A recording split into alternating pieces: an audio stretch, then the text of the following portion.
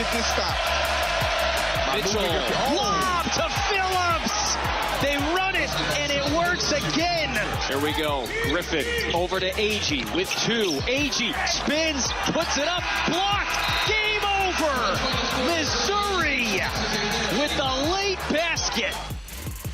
86-85 last night, where Mizzou takes down the Aggies on the road. That is a sentence I didn't think I'd be starting this show with today. I was watching it last night, and I'm thinking, it's like, yeah, this one could go the opposite direction. Even when Mizzou was leading, it still felt like they were going to cough up that lead. But my goodness, they did not. They hold on for the win, have a great response on the road, and keep their playoff hopes alive. Along with Bradford Brunson, Tanner Hendrickson, I'm Alex Ferrario. You got BK and Ferrario here, Thursday edition on your home for the Blues 101 ESPN. Happy to be with you. You can catch us over on our YouTube stream at 101 ESPN STL. Our studio cams brought to you by Air Alliance Team. And, of course, we've got the Graveyard Chat over there and our Air Comfort Service text line 314-399-9646. So we start with Mizzou today, boys. They did their job.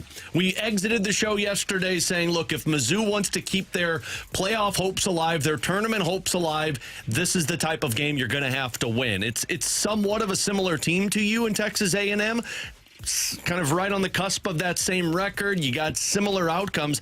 I thought Mizzou was that was the best full game that I have seen Mizzou play this season. Defensively, they were generating a lot of turnovers. Offensively, they were physical underneath the net. And, T-Bone, you brought this up in the office, man. The Aggies just kept chucking up the 3. And, I mean, if I'm Mizzou, it's like, cool, this is the gift that keeps on giving. Keep doing it because we'll keep our perimeter defense intact. It's rare you see games to where Mizzou played good from start to finish, and I thought they did that yesterday, and they really needed to do that if they want to keep these tournament hopes alive. Yeah, I was really impressed with their performance last night. Going on the road at A&M, who's a tournament team this year, they'll be somewhere in that like 7 to 11 range when it comes to seeding. And I thought going into this game, okay, they probably lose this one. It's on the road. They've had their struggles with that. And then it becomes Texas on Saturday, or this weekend, I should say, becomes a must-win for them. Yeah. Mm-hmm. And they played really well last night. To your point, look, Texas A&M was unbelievable from behind the arc in the first half. They're shooting a three-point shot. You knew that wasn't sustainable, and they didn't fall victim of, okay, well, we've got to keep pace with that, right? They stuck with what their identity was, which is we're going to get to the paint.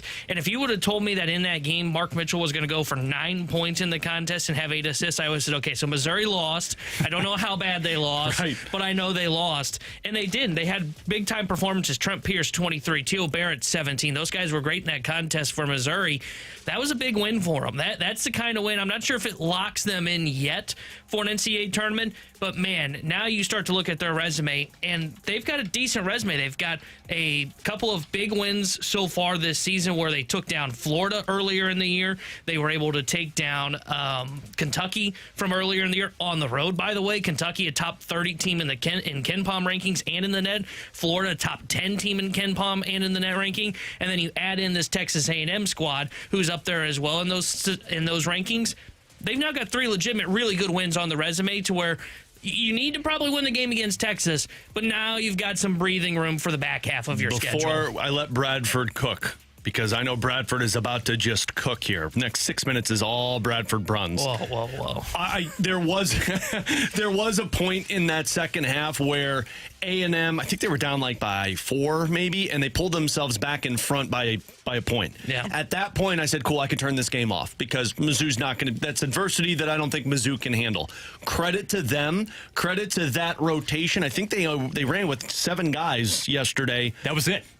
Credit to them to be able to hold on to that and regain the lead and then hold on the rest of the way, because that adversity I didn't see them be able to handle earlier in the season. All right, Bradford, start cooking. No, Alex, it was such a back and forth second half in particular. When you're talking about 13 different lead changes, that's what's going to happen in a high-level SEC caliber game. And I will say, I firmly believe we saw some of these breadcrumbs. They were on display last Saturday, granted, at South Carolina. But as far as the communication, as far as shortening that rotation, something for which Dennis Gates, the head coach, has been maligned really ever since he began his tenure in Columbia.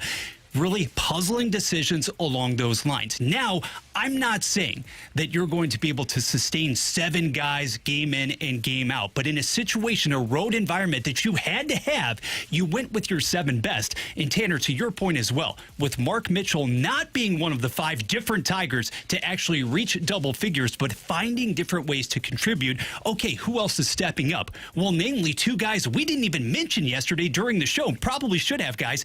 In Trent Pierce, who is an absolute difference maker. He almost had the double-double. He is long, he is rangy, he is playing, mark my words, at the next level. And then Sean Phillips. You talked, Tanner, about how this team demonstrated the ability to win from the inside out. In the first half, you were entirely too reliant on the 3-ball, and this team does fall into that trap. It is a pitfall from game to game. However, if you're getting this level of play, especially from a defensive standpoint, guys, out of Sean Phillips. He was a bit of a much ballyhooed recruit coming in from the transfer portal as a senior. Now, he's not an offensive sensation. He has scored 10-plus points only 4 times in conference play. But if he is chipping in with the 10 to 12, if he is giving you great rebounding, cleaning the glass on the interior, and staying out of foul trouble, this is the definition right now of a well-rounded team, and a team that in my mind isn't even really infringing on that bubble territory.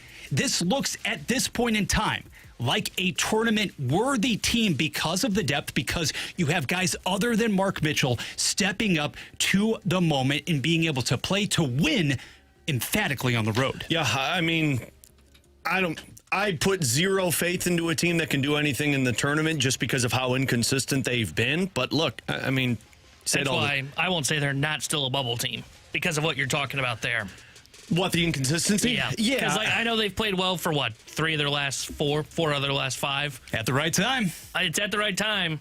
I still don't trust them because the schedule is going to get fairly tough over the next 3-4 games here for them. Well, and I still think like your best guys now, and I know this has shifted a little bit, like Teo Barrett has become one of these pieces, Trent Pierce has become one of these pieces, which is great to find them, but Ant Robinson, and BK has talked about this, I mean, he is just a shadow of himself from what last year was to this year, and then Mark Mitchell. And Mark Mitchell was good, I mean, but 9 points, I think you want a little bit more in that circumstance, but look, I'm not going to take anything away from them because you got the job done. You're 7-4, and you're up there with Tennessee, Alabama, Vanderbilt.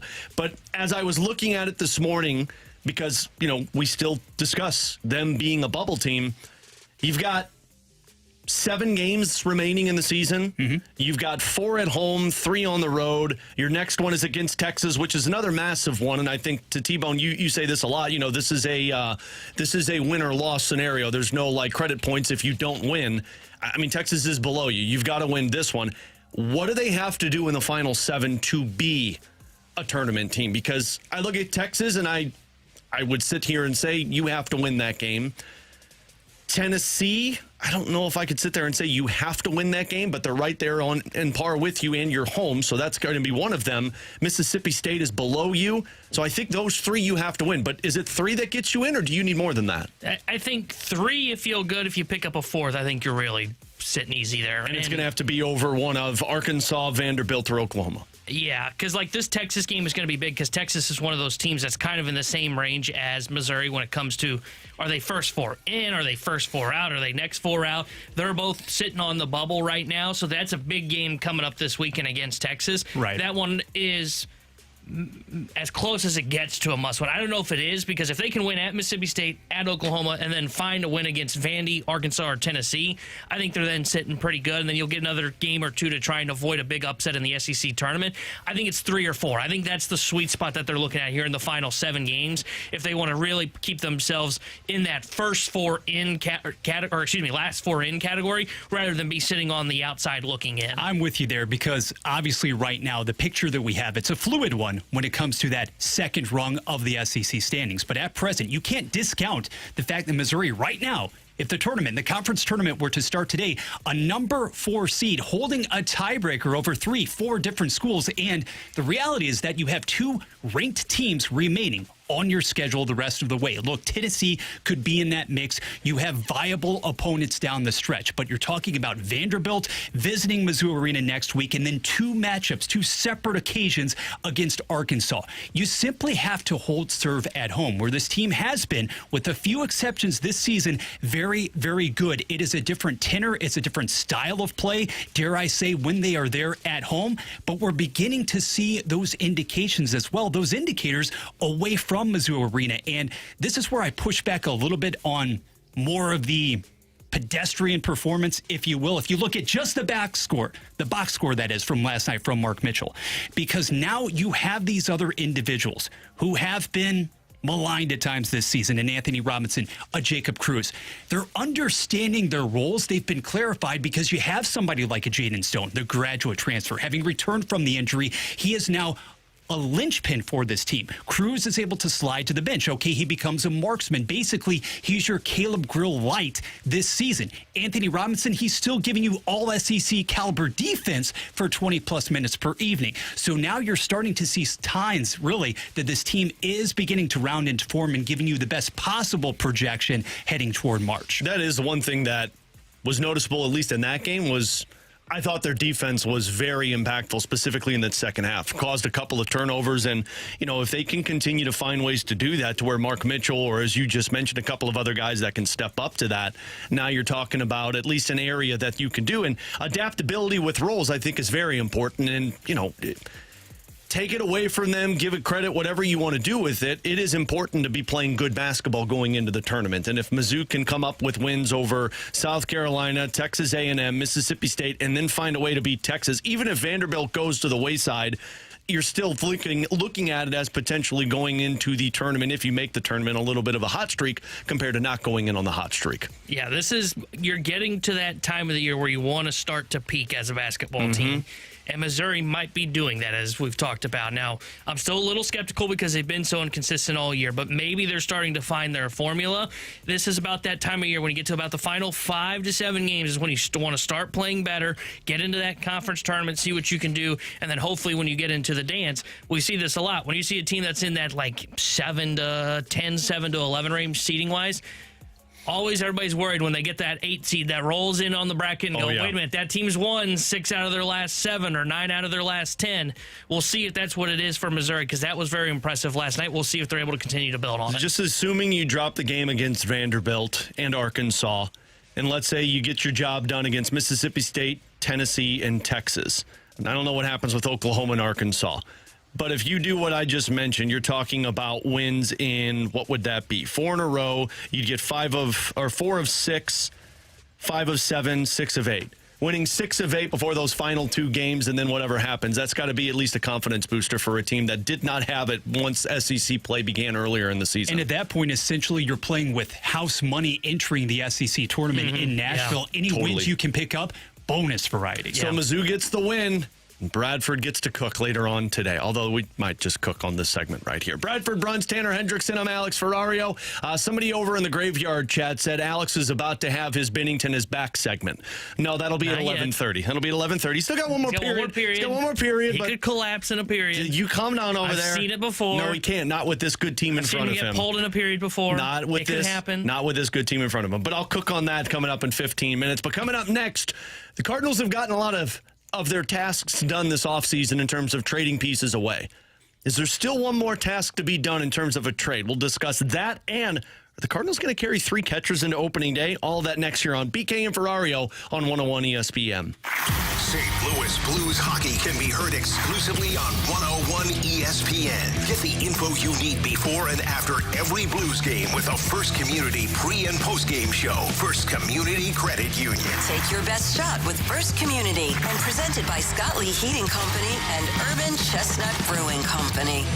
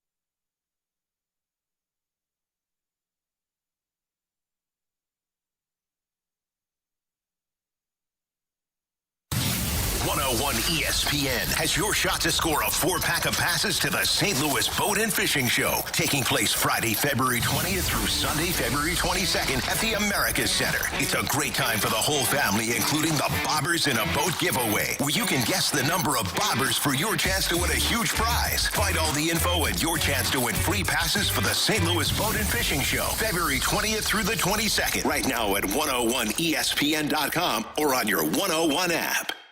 This is exactly where you want to be listening to us. It's BK and Ferrario on 101 ESPN.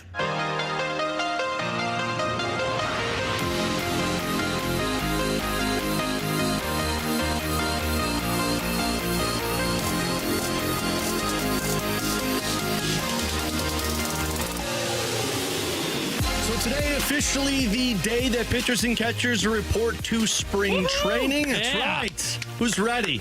No injuries so far. Bradford doesn't even have a smile on his face. No whammies. No whammies. Well, no whammies other than Hunter Dobbins not really participating in duties. It's not great when they're asked, so where's he at? And Ollie goes, well, Heim's going to talk in a little bit. Oh, there you go.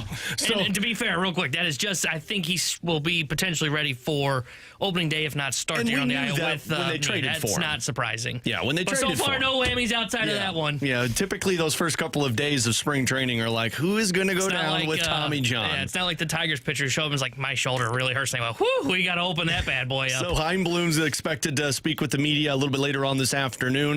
Our Cardinals insider Derek Gould's going to help us with some of that audio, so we may have some of that audio for you later on in the show today. But with pitchers and catchers reporting, brings up obviously the storylines that T-Bone talked about in injuries, but then it also brings up a storyline that I think a lot of people have been following for the Cardinals this offseason.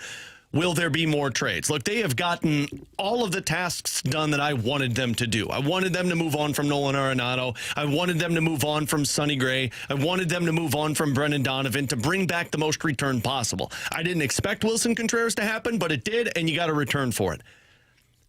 But T-Bone, is there still one more move to make? Because I know Redbird Rants had this on social media. They had an article out talking about how Jojo Romero still needs to get moved. Matt Holliday had mentioned this on Cardinals territory. I think this was last week with Jim Hayes and Lance Lynn and Kyle Gibson, basically saying, like, look, you need to pounce on relievers coming off of great seasons, and that's what they should do with Jojo Romero. Do you fall into that same camp of going into spring training saying you still should move Jojo Romero now? I don't think they should. I think they need to hold on to him. And for me, it's because I don't think there's any value. Right? Let me rephrase that. I don't think any team's willing to pay the value that Jojo Romero brings right now. Nice save. Jojo, you have value. Yeah, Jojo's a really good reliever that teams will really want for their postseason run. Everybody typically needs another right-hander that misses bats and typically needs to upgrade the left-hander that misses bats in their bullpens when we get to the trade deadline. But right now, as we've seen, teams just typically don't trade for relievers, especially if they're rentals. If you look at the trades that we saw for relievers this past offseason, it's all guys that had like 4 or 5 years of control. They were willing to pay out prospects for that. Right now, for a rental, you're willing to wait till the trade deadline. And if you're the Cardinals, this is just like the Ryan Helsley situation from a year ago. You hang on to him. You hope he puts together a really good season, and then you can cash in your chips when you get to the trade deadline. And I think that's what's going to happen here with Jojo Romero. The other thing, too, that kind of hurts him now, not a lot of teams will trade for a left-handed setup guy right now. They will wait to see where things stand by the time we get to the deadline. So I think they're getting calls on him, but I don't think it's what Chaim Bloom and the organization should value for what you need in return. So I think you just hold on to him to the trade deadline. Once you get to the trade deadline, teams will get a little bit more desperate, and I think that's when you hold on for the JoJo trade. Yeah, I'm kind of torn on this because, originally I agree with what you're saying in the sense of, look, I don't think there's an app. It's not like Jojo Romero is one of the best shutdown men in Major League Baseball, and you need to trade him now while the asking is high. I don't know what the ask is for a left-handed reliever who has some save ability, but really is just kind of a late-inning setup man. I can't imagine teams are trying to beat down Chaim Bloom's door, trying to give them their best prospects to trade for Jojo Romero. So it's not like you actively need to get him off of this roster before the season starts. That's how I felt about Brendan Donovan. There was no point in going into the season with him because if you go into the season, I think the return starts to decrease. I don't think that's the case with Jojo Romero. But why I'm torn on this, T-Bone, and why I think I lean more towards I would trade him now is you made that Ryan Helsley comp saying, like, do what you did with Ryan Helsley. And the season that they traded him, coming off of that season, he had a 2.04 ERA. He had 49 saves, which led Major League Baseball. And you were thinking, it's like, well, okay, now's the time.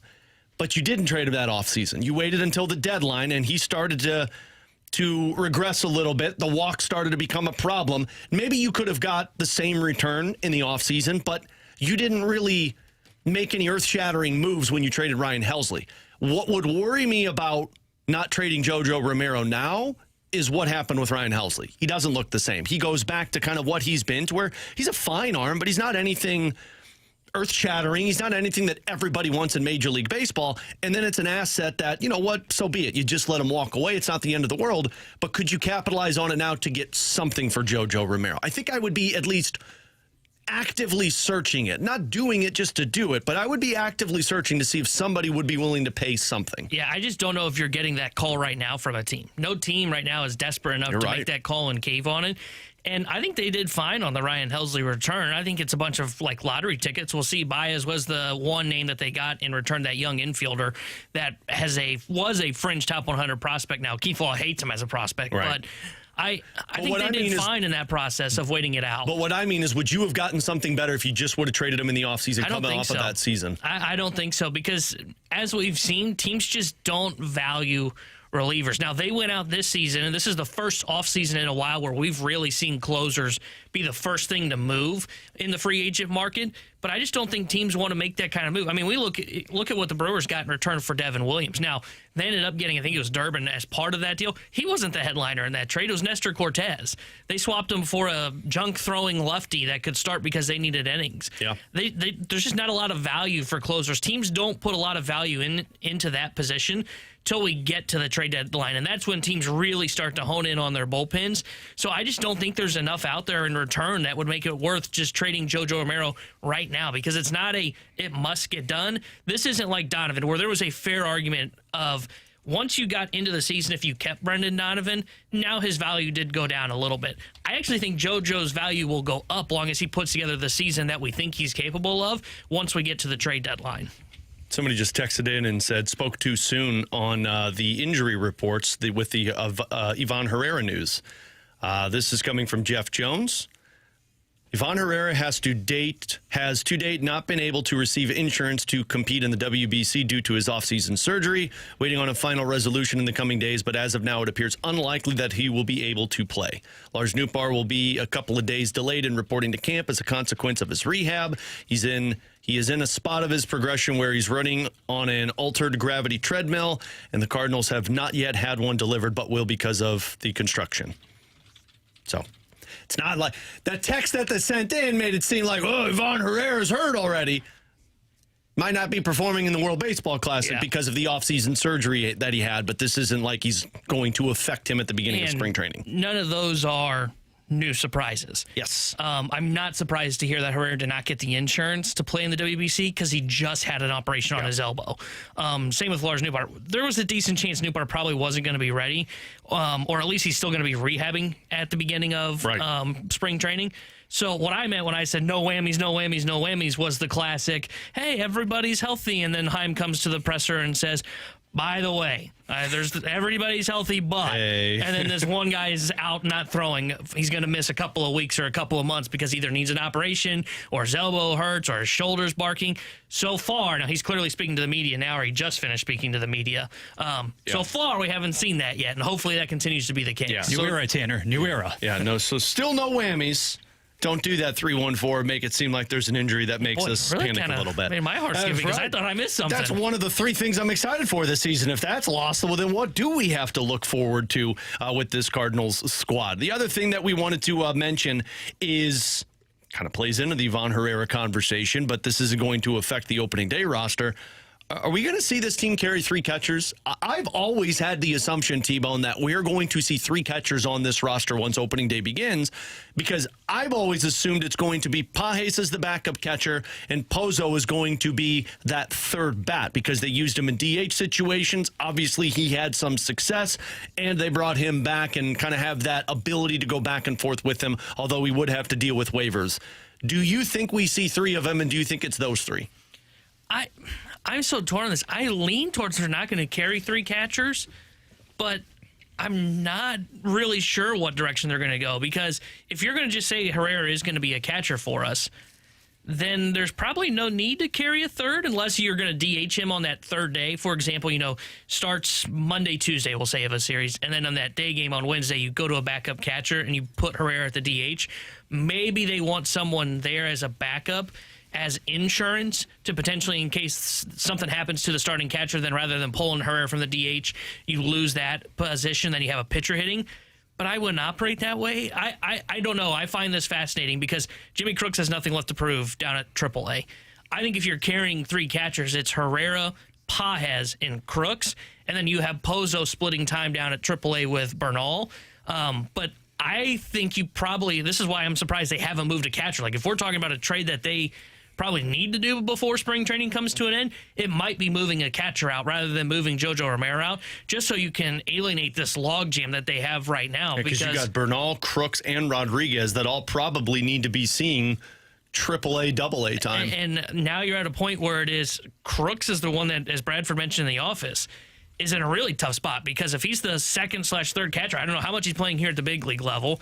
If he goes down to the minors with Bernal, maybe you can split that up pretty evenly, but then again, it's still kind of dividing the load on both of those guys compared to one maybe starting 4 out of 6 games down in the minor leagues. I find it fascinating. I would bet as of today they don't. My guess it will be Herrera, Pages that will be carried, and then Sajaci, right-handed bat that they signed, and then one of the other kind of utility-type players like Torres or Fermin or Church. Right-handed bat that they signed that we still have no clue who they're going to sign. Yeah. These are the St. Louis Cardinals. I just kind of clog that spot up right now. Just right-handed bat that he'll show up. Until proven otherwise, this team is carrying 3 catchers. The impetus, the emphasis that is placed upon the defense, seriously, until proven otherwise. Did you just say impetus. I think it means emphasis. He said emphasis.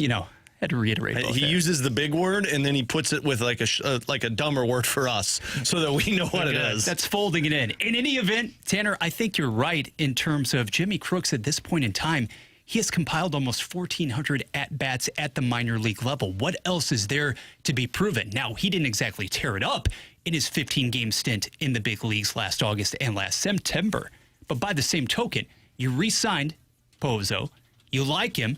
You like what he brought as far as a little bit of thump, but the bottom line is that all of that transpired in the first half. He hit maybe $120 as a premium bench bat in the second half of the season, and that's probably being generous. So I'm not really sure. If I had to make a pick here, I'd still probably lean toward the organization, the org, leaning toward that veteran presence, because otherwise I don't understand the sensibility in bringing him back in the first place. I just don't. Yeah, that was kind of my thought. It's like you moved on from him and then you brought him back. And to me, that was like, they're probably going to have him around. But I don't know. You're right, T-Bone. I think this is what we said all offseason long of talking about them moving a catcher, and they did not move one. One other news to pass along from the Cardinals, and I think we kind of knew this already, T-Bone. We talked about this when BK was here about the streaming packages and what this was going to look like with no FanDuel Sports. The Cardinals announced this earlier today. The home plate package, it's tied in with KMOV, Matrix Midwest, and streaming ability to watch these games. It starts on February 23rd. You'll be able to see 8 Cardinal spring training games simulcast live on Matrix Midwest, 10 regular season games on KMOV Matrix Midwest.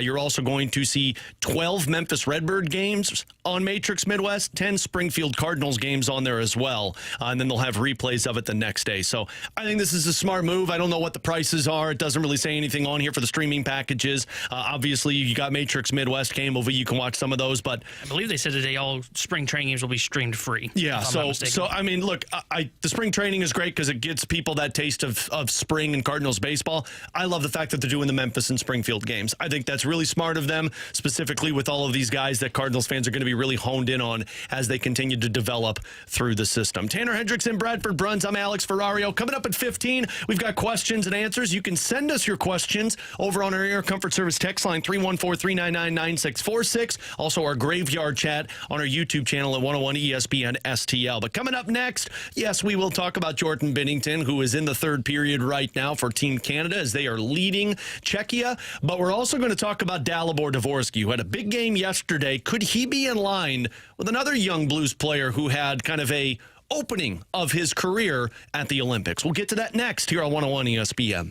This Friday morning, 101 ESPN invites you to participate in the 26th annual Hardee's Rise and Shine fundraiser. Stop by any participating Hardee's in the bi-state area this Friday morning and grab a sausage biscuit or egg biscuit for the special price of just $1. 100% of the proceeds of all funds collected will help heat up St. Louis, supporting people in need in both Missouri and Illinois. Help heat up the St. Louis region this Friday morning at any participating Hardee's. Find more at 101ESPN.com.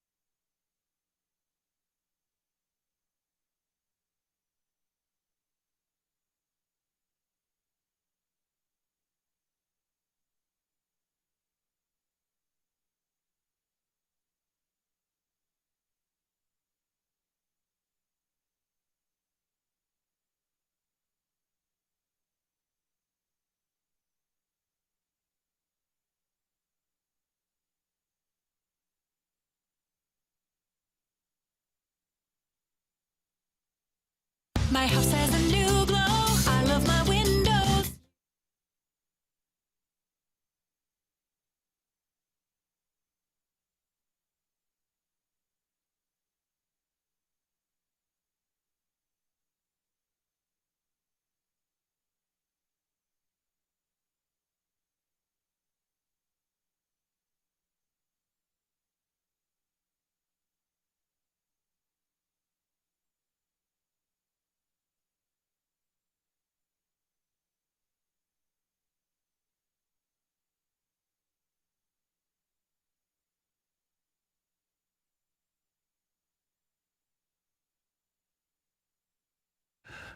Alex Ferrario with you to talk about Underdog, the place to be for all of your action, whether it's NBA action and you've got the Olympics, and men's hockey is the place to be. Women's hockey as well, as the U.S. team's going to be taking on Italy to start off their elimination round. But I'm looking towards over on my Underdog app, USA versus Latvia later on this afternoon. Why? Why not? Because I open up the Underdog app. You need to be doing this daily to check the promos that they have. They have a 40% profit boost on there. So I'm going to put that into play with my picks. I am taking higher in shots on goal for Matt Boldy, higher in points for Tage Thompson, and then I have to pick something from Latvia, so I'm taking higher on points for Teddy Bluger from Latvia. With that 40% profit boost, it is a 12-1 payout. So get in on all of the action for all Olympic play over on the Underdog app. Download it and use promo code BKO to score $75 in bonus entries when you play your first $5. That's promo code BKO. Underdog. Make plays.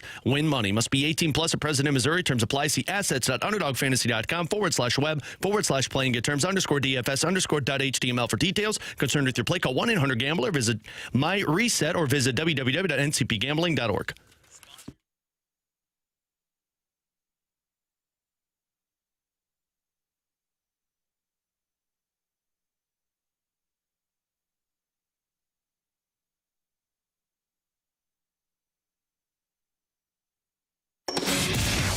The Blues game? Want to hear the highlights? Need player reaction? Want more analysis and opinion?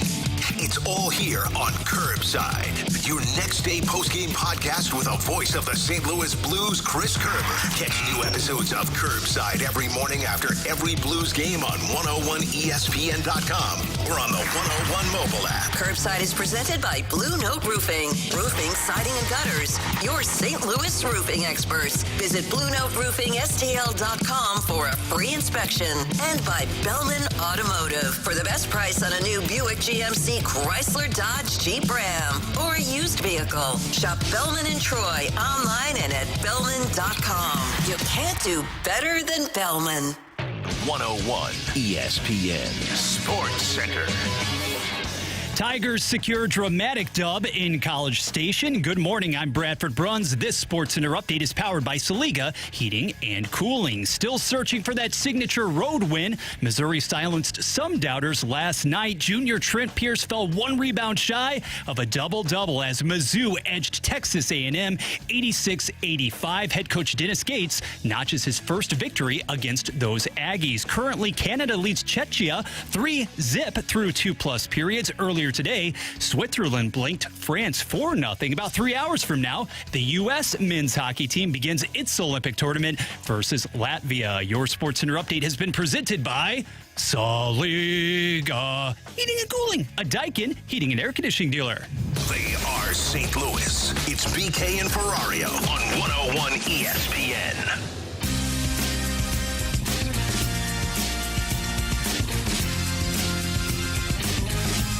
Blocked in front, score! Dvorsky! 2-1 Slovakia! The game-winning goal, by the way, Kenny Albert on the call for USA and NBC as the Slovakian team wins over Finland as Dalibor Dvorsky scored the game-winning goal and then picked up an assist on the third goal that was scored by Slovakia. And you know, going into this tournament, I mentioned this yesterday with Curbs T-Bone or with Tanner Hendrickson and Bradford Bruns on BK and Ferrario.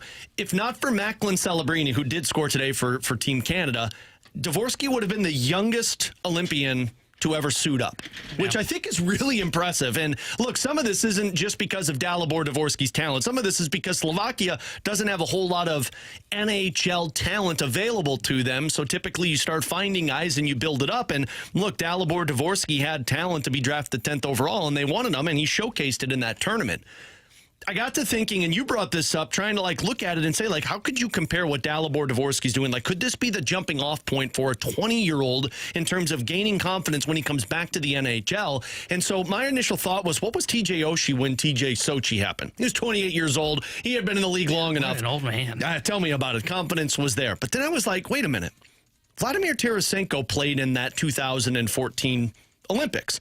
He didn't do much. He only had a point. He played 6 games for Russia, but he was also 22 years old, and it was his first full season in the NHL, because if you remember, the year prior was the shortened season. He came over from Russia, and he joined the Blues when they started that shortened season halfway through the year, and he went on to, I think the first game he scored 2 goals against Detroit, and everybody was up in arms about Vladdy.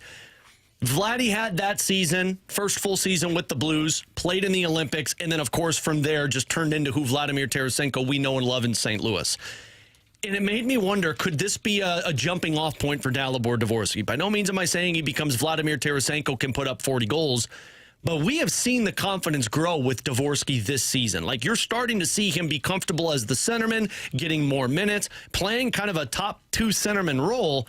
He's got 9 goals in 47 games, but if you come back from the Olympics, and I know it's only 1 game, but if you come back from the Olympics and put up a few goals and do what you did in game number 1, boy, that is going to be massive for Blues fans to be able to see a 20-year-old come back from the Olympics and show the confidence that you need for the rest of this season. Yeah, and I didn't know what to expect from him going into that game because he was put on the third line, right? He's the only center on that roster that's at the NHL level, and they didn't put him on the top line. Yeah. They were willing to play it slow with him as a 20-year-old and put him in that third line role, and he played very well, as you had mentioned there. Yeah, I couldn't help but think, and look, it's 1 game. Maybe this is all it ends up being, right, is it's just 1 game. But he didn't look out of place at all. No. Finland had some pretty good NHLers on that squad with them, or against them, excuse me. And then he gets Sweden in a couple of days as well. I couldn't help but wonder, man, wouldn't it be awesome if this is kind of the point where we kind of circle, okay, this is when Dvorsky's kind of career took off with the St. Louis Blues. I still don't know what the upside completely is for him, but watching that game last night, I couldn't help but think, boy, this is very impressive for a kid that is this young to go over there in the Olympics and in a best-on-best tournament. This isn't the juniors, right? In the juniors, he was awesome for Slovakia. Yeah. You kind of expect that, right? Army has talked about this in the past. When you have these top-end prospects, you expect them when they go over to whether it be junior hockey or they go over to the World Juniors like that tournament is. Or the AHL. Or the AHL. You expect them to be the best players on the ice. And in a tournament like this, it's no shot against Dvorsky because he's so young and still developing. He shouldn't look like one of the better players on the ice. And he did, not just for his team Slovakia, but in that game in total. So I was very impressed by what he was able to do. And I got to be honest with you. Look, we had the conversations about Binnington twice yesterday. He's been great so far today for Team Canada with a shutout still. Oh, no! You said it! I'm not a jinx like BK. But I got to be honest, as much as he is a talking point, I am more intrigued by seeing what the Blues young guys are doing in the Olympics than I am in Jordan Binnington, Pius Suter, who played very well today for Team Switzerland, than I am for Colton Parayko. Like, don't get me wrong. If those guys were to get golds, that'd be great, exciting for them and for fans of the St. Louis Blues. I'm more intrigued to see what these young guys are doing. Philip Broberg was great yesterday in that played contest. Almost 17 minutes. Yeah, and he's paired with Carlson, so he's going to have to basically be the stay-at-home lockdown defender. He was a plus in that game, too. Yeah. With Carlson. Which is impressive. Hell yeah, and then you've got Dvorsky, who's 20 years old, trying to take on a big role for Team Slovakia. So I'm more intrigued by what the Blues younger guys are going to do at the Olympics than I am in the Jordan Binnington and Colton Paraykos. Now, does that change whatsoever if Binnington were to go out through the remainder of the preliminary round? And I understand he's not going to be getting in all likelihood each and every assignment between the pipes. And just looks absolutely ridiculous. He's stellar. I mean, he's standing on his head. He is excellent. I'll celebrate that, but I don't care as much about Broberg and Dvorsky. I'll celebrate it, because, but I also kind of expect what you just said. I expected this. I didn't expect Dvorsky to be able to put up points in this tournament. I was just thinking, it's like, man, you're going to go over there and you're going to play with these guys and learn. 4 games and you'll be back home. Yeah, I didn't expect this. Broberg, I expected him to be good, but like, man, if you're playing 18 minutes and you get to be out there in big scenarios, and if they go on to win silver or gold, that's what I really care about right now, because that's the core. And, you know, back to my Tarasenko comp, that season where he went to the Olympics, the year prior, he scored 8 goals in 38 games. He had 19 points. The next season in the Olympics, 21 goals in 64 games played. And then the following 3 seasons post-Olympic play, 37 goals, 40 goals, 39 goals, 73, 74, 75 points. Again, I don't think Dvorsky does that. But the comp that I'm making with this is Tarasenko, who might have already had the confidence, but was 22 years old, played in the Olympics with Team Russia with guys like Kovalchuk and Ovechkin and Datsuk, came back and then just went off and came into his own in the St. Louis Blues organization. So it would be massive for the Blues if Dalibor Dvorsky can bring that confidence back. And he was playing with it going into the break. The final 17 games, he had 4 goals, 7 points. It was a +3 and had 48% face-off win percentage. Like, that's a guy that's starting to figure it out. And after the Olympics, boy, that could be really good for the Blues. Yeah, and to like what you said there, I'll reiterate it. I would be excited if Binnington's able to just go back to being big game Benner, and it would prove that I am somewhat wrong to an extent, and also prove Alex's point of, for most of the first half of the season, hey, some games may be on Benner, but a lot of it could be the play in front of him. Right. So it will reinforce that, and I think it boosts his trade value, but that would be more of what I'm looking at if he plays very well in this tournament is, will more teams start to call the Blues because they see that big game Benner is still there? And that's what really carries the value for Jordan Binnington. Him in the regular season, he's a good average goaltender. But, man, when you get to these stages, he is one of the best of the best. And I think Kerb said it best yesterday when he was here in studio. A lot of teams around the NHL, if they see that big game Benner is still in there, will say, I would rather have that guy in between the pipes while we try to go for a Stanley Cup run. But the reason I enjoy the younger guys is because of what Alex said. The core is shifting. And as the core shifts for the Blues, I want to see what those guys look like on the biggest stage. The Blues traded for Ryan Miller in the 2013-2014 season. That year was the 14 Olympics. And that season, I don't remember, I think that was the year that they didn't have as much success because 2010 was the golden goal where Sidney Crosby scored. But Ryan Miller was an Olympian playing in that 2014 Olympics. Jonathan Quick, of course, was the main guy for that one, but was still on that roster. Olympic goaltenders, whether they win or don't win, guys who have won the Stanley Cup and guys that have shown the ability. It doesn't matter what you've done most recently, because this was Dom's point of, well, he lost Game 7 against the Jets. Teams don't care about what you did recently. Teams care about what you've done in your career. And if you have the ability to win games on the biggest stage, they're going to take a chance on you. The question will be, will the Blues be willing to trade that asset, or do they feel like it's necessary to keep him? By the way, he still has the S word that T-Bone decided to throw out there. He's seen a total... God, don't do it again. He's given up 26 shots to this Czech team, who has some good pieces. It's not like you're going up against Sweden or USA. I saw Fox was trying to fight Team Canada. Dude, Canada is out there for blood. Nathan McKinnon's just throwing his rump into people's faces. I think Connor McDavid laid a big hit. I can't wait for Canada and USA. It's going to be so much fun. Tanner Hendrickson, Bradford Bruns. I'm Alex Ferrario. We're going to come back with questions and answers. Joe Vitale is going to join us at 12 o'clock. You send us your question. We'll answer them next here on BK and Ferrario on 101 ESPN. Tomorrow night, it's the Rising Stars game. Tip off at 8. Your home for the NBA is 101 ESPN.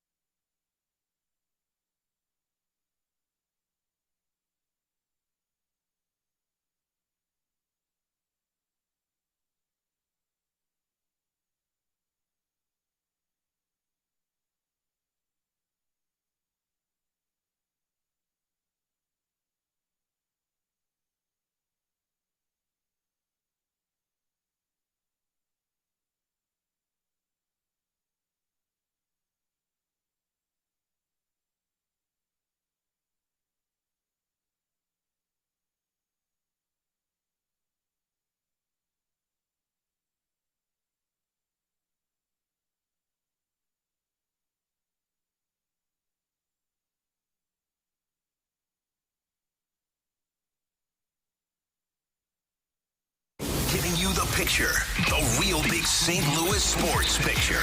It's BK and Ferrario on 101 ESPN. You've got questions, we may have the answers. Maybe. It's BK and Ferrario's questions and answers on 101 ESPN.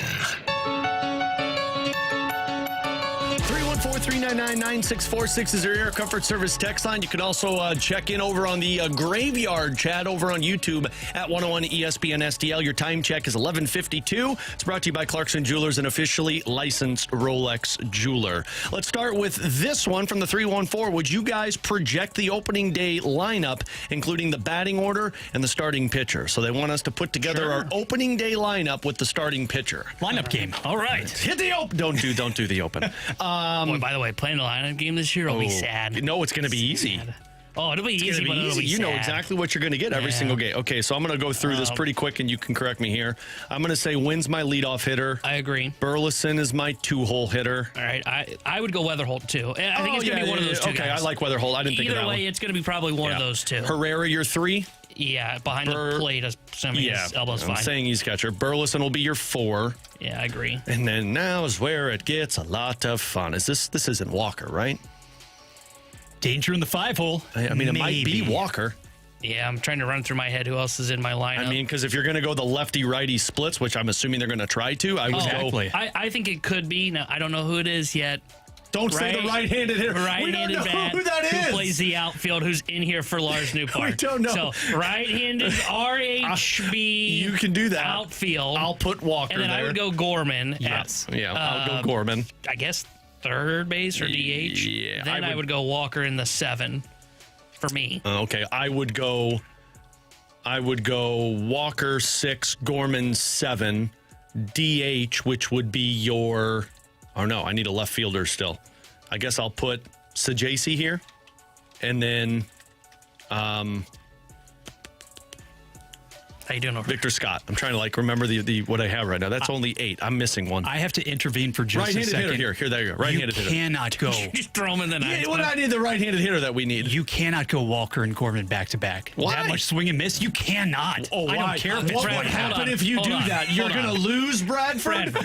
You were here yesterday when we talked about we're not judging Ollie on his lineup construction or his wins and losses. Competitiveness. What's the worst that's going to happen, Bradford? You lose another game? I mean, they're probably going to have to be back-to-back, left, right, left, right. Or you don't want Walker and Gorman back-to-back, but you just want to insert right-handed hitter that we don't even know who it is there? When Newbar returns, everybody bumps down a spot 1 through 4, including Herrera, so that simplifies matters Now, a bit. where it'll be interesting is when Newbar comes back, where's he hitting? Trash Is take, he Bradford. is he At the top. going to be? I don't know, because I don't think could so. say where they stick with Wynn as I the think they're going to leadoff go hitter. Wynn lead off, and then Weatherholt's Yeah. going to get that 2 hole. then Maybe Weatherholt moves from the 2 and Newbar goes there, and they push Weatherholt back down in the lineup. Because Newbar, again, if you're building a lineup based on how you're that was really using awful. this guys on their value, Newbar has to be near the top. He can't really be a 5 hitter because he's more of an on-base guy, but they may just hit him in the 5 because they kind of need to. So just to go back through what my lineup is, Wynn at short, Weatherholt at second, Herrera catching, Burley at first, right-handed bat, that's an outfielder 5th that I'm assuming might be Randall Grichuk or some guy we trade for. Nolan Gorman at third base, Jordan Walker at right, Thomas Sajasi. Actually, I'll flip that. Sorry. Gorman DH, Sajasi at third base, Scott in center. That would be your starting 9. Okay. And then I am leaning the opening day starter will be Dustin May. Mine's Ollie Dustin said May. today at spring training it's going to be an open competition. I would lean the veteran. I'd Dustin just May. flip Walker in the right-handed hitter that you said. That would be fair. my lineup. But yeah, Dustin May's my starting pitcher for opening day. From the 314, do you guys have an awful feeling that the Blues are going to return from break and lose out on a top 3 pick? I'd be lying. I'd be lying if I said it didn't sneak into my mind that I could see them come back from this break rested and perform well. But I do think there will be rust to shake off. I do think they have a tough schedule. I just don't think you're going to fall far out of the top 5. I think Chicago will continue to win. I think the Devils will continue to win. The Sharks will continue to win. It's the Jets, Flames, Rangers, Blues, Canucks. Yeah. Is that 5 teams? That's 5 teams. I think that was 5. I don't think you fall any further than that. Am I concerned you fall out of a top 2 pick? Yeah, but you could end with the second worst record, and the lottery could move you down a spot if somebody moves up. Yeah, I don't have any concern about it because you're going to be making trades, right? And you're going to start plugging and playing. And really, the only guy that you could plug in that could make you better would be Stenberg. Yeah. Outside of that, you're just bringing up a bunch of AHLers at this point in their career and guys that are developing still, like a Kaskamaki, for example, who clearly wasn't ready for the NHL yet, but at some point you're just going to need bodies. And if we're being honest, even when they were like healthy and rested, they didn't play well then either. So, yeah, I have no concerns that they will fall out of a top 3 pick. Yeah, well, and something that JR brought up on the Last Minute Blues podcast. Now, this was just him speculating. This was not any reporting, but he said he wonders if Dylan Holloway gets shut down for the rest of the season. Just with this ankle thing, and you just wonder if it's that severe that they're like, hey, look, let's just have him have surgery and come back next season ready to go rather than try and make it any worse. If that happens, then obviously that takes a massive piece away. The part that makes me the most nervous about them returning to play well is Robert Thomas. If he comes back healthy, we saw what he did last year when he's healthy. He's a point per game, if not more than a point per game player. I just don't know if the surrounding cast will be as good defensively. Like if you trade Falk, that means Matt Kessel or Tyler Tucker are playing in your top 4, or Logan Mailloux. And then goaltending, I don't know what that's going to look like, what the splits are going to be for Binnington. And then obviously with all the noise of the trade deadline. So all of those kind of things can come into play with this one. From the 618, do you guys think Weatherholt has enough pop to warrant superstar status? If you look around the league, most of the guys who have achieved that status are guys who generally hit 30-plus home runs. Yeah, this is the one area of concern I have if he's going to be a superstar. Now, you can still become a star with the hit tool being your best asset. BK and I had talked about this a couple of Redbird reports ago. But like a guy like Bo Bichette, would we all agree he's a star? I wouldn't call him a superstar, but I think he's a star, right? I call him a star. Bo Bichette doesn't have a great power tool. The most home runs he's hit in his career is 24 in a season. For the most part, he sits around 25. That is the one thing that does concern me. Is Weatherholt going to have enough power? Because if he doesn't, then that hit tool, you really have to be good. Where Bichette, the reason he's a star, he's hitting 290 in the league. Hitting 290 with what the pitching is now is very hard to do. It's the one concern I have about him potentially being a superstar. Can he be a star? I'm in on that. But to be a superstar, he probably does need to be a 30 home run guy. I don't think he's a superstar, and I'm not going to put that pressure on him. If he becomes one, awesome. I don't think he's a superstar. I think he's a star. I think he's a Robin to your Batman, and I don't know who Batman is. Do you think he can almost become someone akin to a Corey Seager light? Is that within the range of possible outcomes? Low 30s at his best in terms of home runs, great bat-to-ball skills. I don't think he's got the power. No, I don't think he's Corey Seager. Seager had very good. Light. He had 330. I think we're talking 20 to 25. I think if you're talking when you say light, problem though, he was injured in these years. That's why his home run total was down. Like 2017, he was an all-star in 145 games, and he hit 22 homers and drove in 77 runs. That could be it. 295, 375, 479, and doubles are the one that kind of carried his slugging percentage. Best case, maybe. That might be more of what you're looking at. But Seager, in terms of Corey Seager, no, because that guy's just got better power. His first, Corey Seager's first 6 seasons in Major League Baseball, if you average it out to 162 games, 41 doubles, 26 home runs, an OPS plus of 129, an OPS of 865. Yeah, maybe. Yeah, I think that would be it. So, yeah, Corey Seager light. Good job, Bradford. Thanks. Look at you, man. Final one here. Mizzou question. No Mizzou questions. Final one here from the 314 guys. How bad do you think this defense will be without Justin Falk? It's bad with Justin Falk. I was just going to say, I see your question and raise it with, I think it's bad with Justin Falk. Look, I think for the rest of the season, it's not going to look pretty, barring what you get back in return. Because you're then going to have to throw, I mean, they've already been in there, but now, like, Tucker. It's going to be Tucker and Kessel. Mailloux probably moves into your top 4, and Kessel plays your bottom. Or Fowler moves to the right side, and then Tucker and whomever's there. Next year, I don't think it'll be as bad. And I don't know what the trades are going to be, but I think Yurichek's ready to be an NHL player. It's not going to look the greatest. He's going to have mistakes, but I think he could provide you on the defensive side what Justin Falk has provided you. Offensively, he's not going to provide that, but defensively, he probably will. Tanner Hendrickson, Bradford Bruns. I'm Alex Ferrario. Coming up next, we've got Joe Vitale joining us. Talk a little Olympic hockey and get his thoughts on Team Italy, our Paisans that kept it close yesterday with Sweden until like the final 5 minutes, and then they kind of ran away with Let's it. be honest, that was a victory for them. Yeah, up to they them. covered the spread. Great teams cover. Darn right they do. So we'll talk with Joe Vitale next year on 101 ESPN. Join Alex Ferrario and Michelob Ultra this Saturday from 1:30 to 3:30 p.m. at Ballpark Village FanDuel Sports Live. Cheer on Team USA during the Winter Games and sign up to win an autographed USA men's hockey jersey. Plus, brand ambassadors will be sampling Michelob Ultra, giving away other Team USA items, and we'll have awesome Michelob Ultra specials available. It's all happening this Saturday inside Ballpark Village. Get all the details at 101ESPN.com.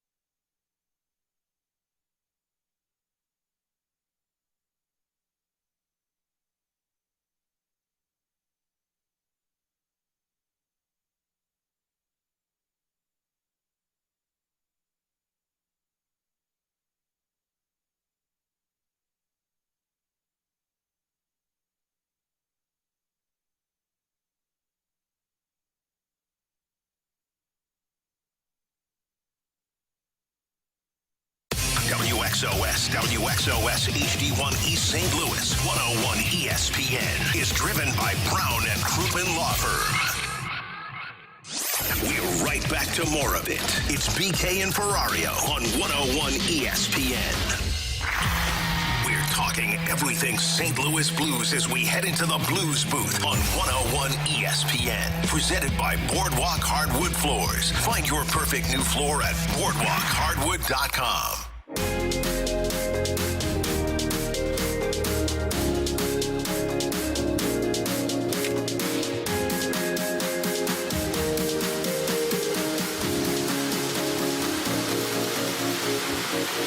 Well, it is official.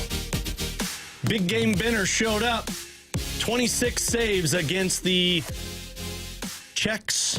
Just told you guys I feel bad calling them Czechs, but they're the Czechs, Czechia, whatever you want to call them. Okay. 26 save shutout for Jordan Binnington as Canada wins 5-0. And on that, we head to our phone lines, the Callier and Thompson hotline, and welcome in everyone's favorite for a Thursday hit, the great Joe Vitale. Joey!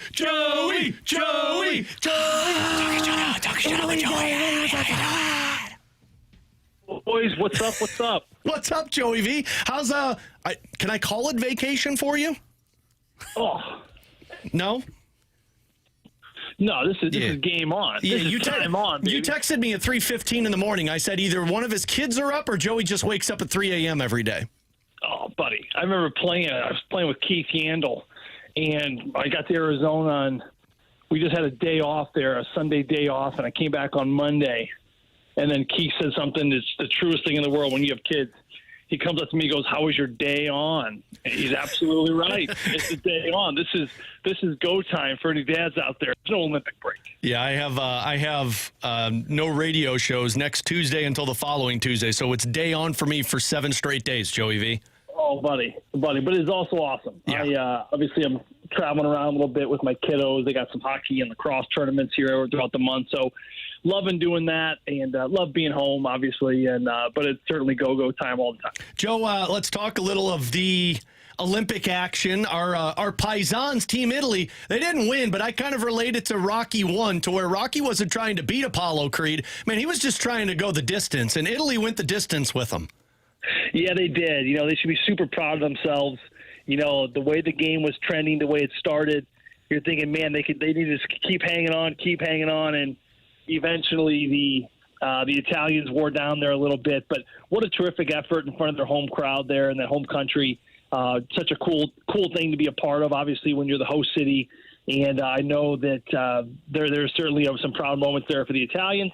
And then, Alex, like you said, just the Canadian game just wrapping up there. Heard you briefly talking about Jordan Binnington, and that was another team, and the Czechia, if you will, where just they were hanging on there for a little while. Not much scoring there after the first period, and that's really the key when you're playing up against these giants. All you want is you want to get to that third period just being down by a goal. You want to hang on. And I think for Czechia and, of course, Italy, they did through about the first 20 minutes, but eventually the wave came and hit them pretty hard. But whenever you're up against a monster like the Canadians, certainly in this situation, if you can hang on and create just a one-goal gap, create a little bit of doubt, maybe hope for a big bounce at the end. But that's certainly something to keep an eye on as this tournament moves on.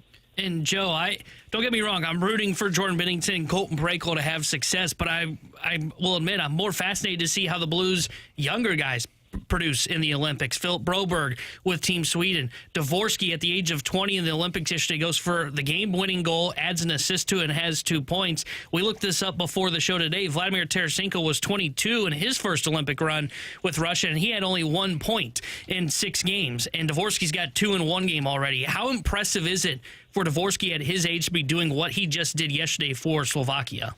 Yeah, I tell you what, Tanner, it's a really cool moment for these young kids because you're on the world stage. Clearly when you're in the NHL, you're playing on the big stage, and each and every game gives you confidence. But this is a little bit different, right? You're playing against the best in the world. You're representing your country. I know for Philip Broberg, he was talking about all the big names he wanted to surround himself with. The chance to play alongside your countrymen, guys that are going to be future Hall of Famers one day. To me, that's where growth happens. That's where you hope to have confidence come back. We saw this last year with the veterans and Parayko and Binnington especially, coming off that Four Nations victory, they just seemed like they were just different players. I talked to him in the tunnel right outside the Blues locker room, Binnington, right when he got back from the Four Nations last year, and he talked about just being around the greats, being around, Crosby, even just talking to Mario Lemieux, who did a puck drop, seeing the way McDavid and McKinnon prepare each and every day. He said it's infectious. He said you see greatness and you understand why they're so great, and it makes you want to become better.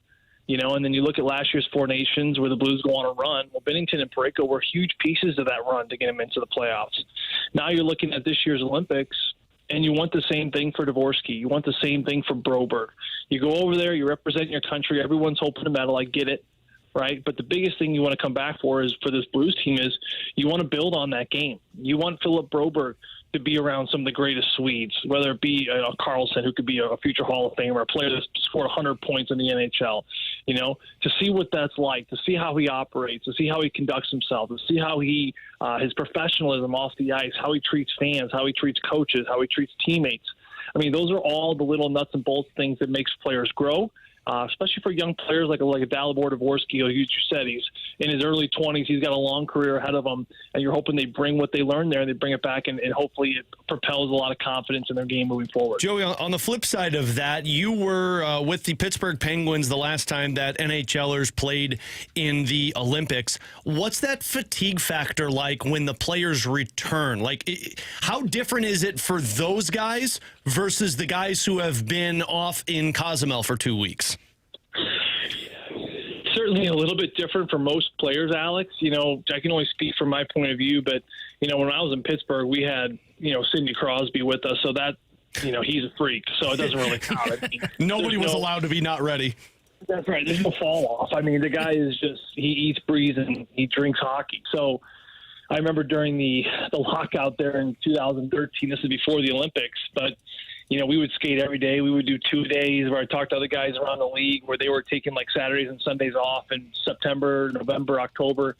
we were doing two-a-days. I mean, you think that practice was over after an hour and a half, he'd have the Zamboni come on, scrape, and we go out for another scrimmage for an hour and a half. So it's just, he's a freak. So there was no drop-off really with Pittsburgh, because when he came back, he led the charge and everyone followed suit. I will say it emotionally, it can wear and tear on you a little bit. It is a lot of pressure. You know, I think about players like Jordan Bennington especially, who Canada has all the pressure on them. And I think the position that has the most pressure, I think of all, actually, you know what, I think about it, the player that probably carries the most pressure in the whole tournament is Jordan Bennington, because you got Canada that's obviously the top team. Everyone's trying to knock them off. And I think the biggest question mark in the position standpoint coming into this tournament has been goaltending. I think in a lot of areas, some people would look at USA with the goaltenders they have, with Ottinger and Hellebuck and Swayman. I mean, there's a lot of these teams with great goalies where I think the goaltender question mark is still out there. And this is what I love for Jordan, because you know his nature, and you know he can't wait to prove everyone wrong, because, you know, Alex, you and me, we know him more on a personal level, and he just cannot wait to go out there and do just that. So there's an emotional toll, no doubt about it. But I will say that, you know, the teams that have those great leaders that come back and they just jump right in, like I said, that's what you're hoping for, certainly like I had in Pittsburgh there. And for St. Louis, they certainly had those guys as well. Joe, final one, and we'll let you go on this, and we appreciate you joining us, as always, on a Thursday. We haven't talked to you since the, I guess, roster moves took place for the Blues, of them trading away Nick Bjugstad and them also claiming Jack Finley. So just wide open, both of those moves. What was your reaction when you saw it? Yeah, I mean, it's a business, and I think Doug Armstrong has kind of had enough. You know, that's how I take it. You know, it's a dad's trip. You don't expect anyone to get moved on a dad's trip. You know, the nostalgic feeling of having your dad, that's not the time, right? Wrong, right? He doesn't care. You know, I think that he's disappointed. He has used the word embarrassed multiple times this year about the performance of this team. And I think that he's going to start making small moves, and I think the small moves will grow into bigger moves. You know, the Bjugstad one, well-liked kid, one of the most liked probably Blues in that locker room as far as always smiling. Great character, great veteran piece. You know, Army said, okay, we're going to start breaking the party up. So that's number one. You bring in Finley off of waivers. You know, I thought the timing says a lot. Now, I know that, you know, he got put on waivers, so you can't really make a move before that. But the fact that he picked him up on waivers when he did, to me, I think like a player most of the times, Alex. You know, a lot of these guys are on their way to vacation. The guys that are not Olympians, they're going down south. They're going to catch some beach. And all of a sudden they see news that they just acquired someone on waivers. You know, if I'm a forward, again, it's a little bit of a shot saying, hey, we're starting to build this thing in a different direction. So don't rest up too much there as you sip it on your Mai Tais and your pina coladas on the beach. So, again, and I say that all due respect, because I've been in that position before, especially my years in Arizona, where you're thinking, oh, yeah, Olympic break, let's get away, let's find some sun. But don't forget, there's a business over here that doesn't just go away. And this team has underperformed. And I think that the general manager certainly has made moves accordingly to kind of get not just attention, but he's looking to move this thing in a different direction, and he wants all the players to know about it there as well. So I'm excited to see this kid. I think he could do some great things on the bottom six. I liked him in Tampa. Big body. Obviously, he's got some St. Louis roots with his old man. So it's an exciting piece here, and like I said, it's the start of a lot more moves, what I foresee coming here as they get back from Olympic break. Yeah, it's going to be fascinating once they return. Joe, enjoy the rest of your day on with the family and traveling around, man. We'll talk next Thursday, and appreciate you as always. Sounds good, you guys. You guys have a great weekend. There you go. Joe Vitale, the best, joining us here on 101 ESPN. Hey, tune in all next week as the morning after will be broadcasting live from Cardinals spring training in Jupiter, Florida. Don't miss TMA Live from spring training every day next week. It's brought to you by Healthcare Evolution. We'll talk Cardinals coming up next. Jordan Walker. A lot of people are going to be still talking about him. What would make it a successful year for Jordan Walker? We'll discuss that and aggressive on the Bates path, something that we've heard a lot from the Cardinals over the past few years. Next here on 101 ESPN. It's time for another moment in Blues history. On this day back in 2000, the Blues would defeat the Mighty Ducks of Anaheim 6-3. It was their 35th win on the season. Scott Young got the scoring started. The Ducks would take a 2-goal lead in the second period, but then the Blues would rattle off goals, 2 by Pavel Demitra, 1 by Brian Helmer, 1 by Jamal Mayers, and the hat trick goal from Demitra in the third. This date in Blues history is powered by Classic Air Care. Make your life more comfortable for all your HVAC, plumbing, and electrical needs. ClassicAirCare.com.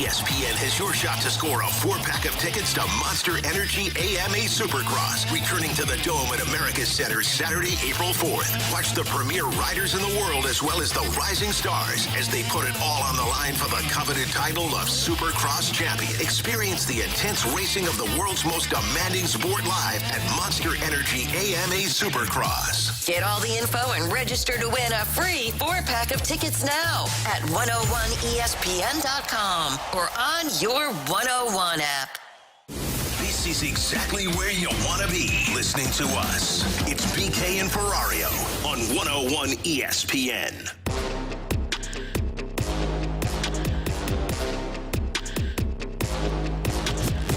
So I think one of the topics people will be honed in on going into the Cardinal season is, of course, what does Jordan Walker and Nolan Gorman do? I think both are still going to be in the spotlight for the Cardinals as long as they're on this team, mostly because they're the guys that were supposed to be the next stars for the Cardinals, and neither of them have lived up to that yet. But I want to talk specifically about Jordan Walker here because Ali Marmol yesterday had a quote talking about Jordan Walker. And stop me if you've heard this one before, T-Bone. Quote, "I'm pumped about Walker. He knows what's at stake, and man, he's working really hard at it." End quote. That's from manager Ali Marmol about Jordan Walker. I don't disagree with that at all, but I also feel like we've talked about that the last couple of years to where, man, he's working with the instructor, he's taking these guys, he's staying in Jupiter, he's doing all this offseason work, and then it comes back with Jordan Walker, and he just does not look like the star that people were hoping for. Now, some of this is on him in terms of switching that mindset. Some of it is on the team. We've talked about the blame play. What are you going to label a successful year for Jordan Walker, T-Bone? I think everybody has a different definition of success for Cardinals young players, but Jordan Walker, at the end of 162 games this season, you look at the stat line, you look at what he did, and say that was a success. I think for Walker to be deemed a success and to be deemed probably your right fielder moving forward in this build, I think he's going to have to be average defensively and then be about 10 to 15% above league average.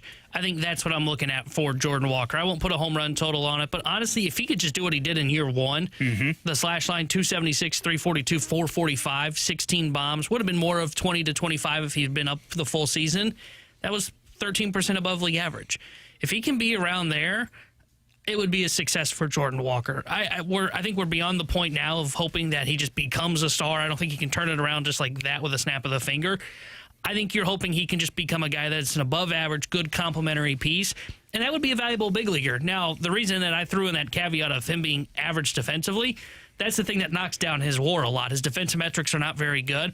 If he can be about 13% above league average and be an average defender, he'll be a positive WAR player for the Cardinals. So that's what I want to see from him this year. Now, can he do it? I'm skeptical, but that's what I'm hoping to see from him. Yeah, I share those thoughts, especially when it comes to the basic slash line, right? Heck, you don't even have to replicate the average you posted as a rookie. If you were somewhere in the ballpark of 260, 265, and hopefully you elevate the runs batted in. Now, all of that has to do, obviously, with the guys around you, guys presumably, hopefully getting on base ahead of you as well.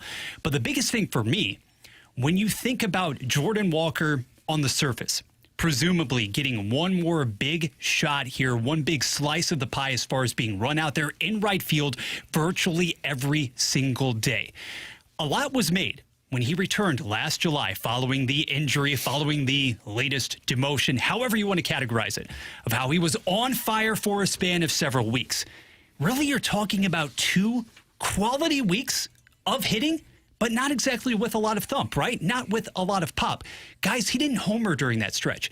He only posted 4 runs batted in. Did he post 6 doubles? Yes, he did. He was still striking out a ton. And what followed in August? He hit roughly 200. What followed in September? It was below the Mendoza line. And I ultimately want to see him also take that stride, take that step when it comes to becoming more accomplished, hopefully, against left-handed pitching.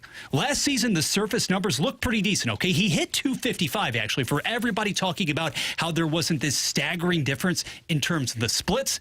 But what was the common denominator? Striking out a ton. He has to find a way to, at minimum, put it in play more consistently, because when you're talking about somebody who's approaching 120, 130-plus strikeouts with that lack of run production, you simply can't have that beyond one more season. Something has to change. I'm going to sound like a simpleton here, because mine's not a stat line. Mine's not an OPS number above league average. Mine is very simple for Jordan Walker. Are you an everyday right fielder at the end of the season? And this isn't are you an everyday right fielder at the end of the season because you're the only guy we have? This is are you competent in that position? Because, like, I originally wanted to say, does he go down to Memphis at all? Like, since his debut, he has been in Memphis every season. Like, he has been sent down to AAA at some point every season for the Cardinals. Whether you want to call it a rehab stint or a demotion, he's still been down there.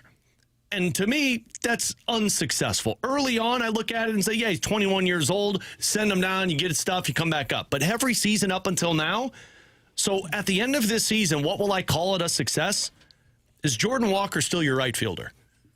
Because I really think this comes down to, can he play the position? Can he be a bat that you can trust in the lineup every single day, even if he's one of these guys that is hitting 10% below league average? Is he playing great defense? I think all of it kind of coincides with each other.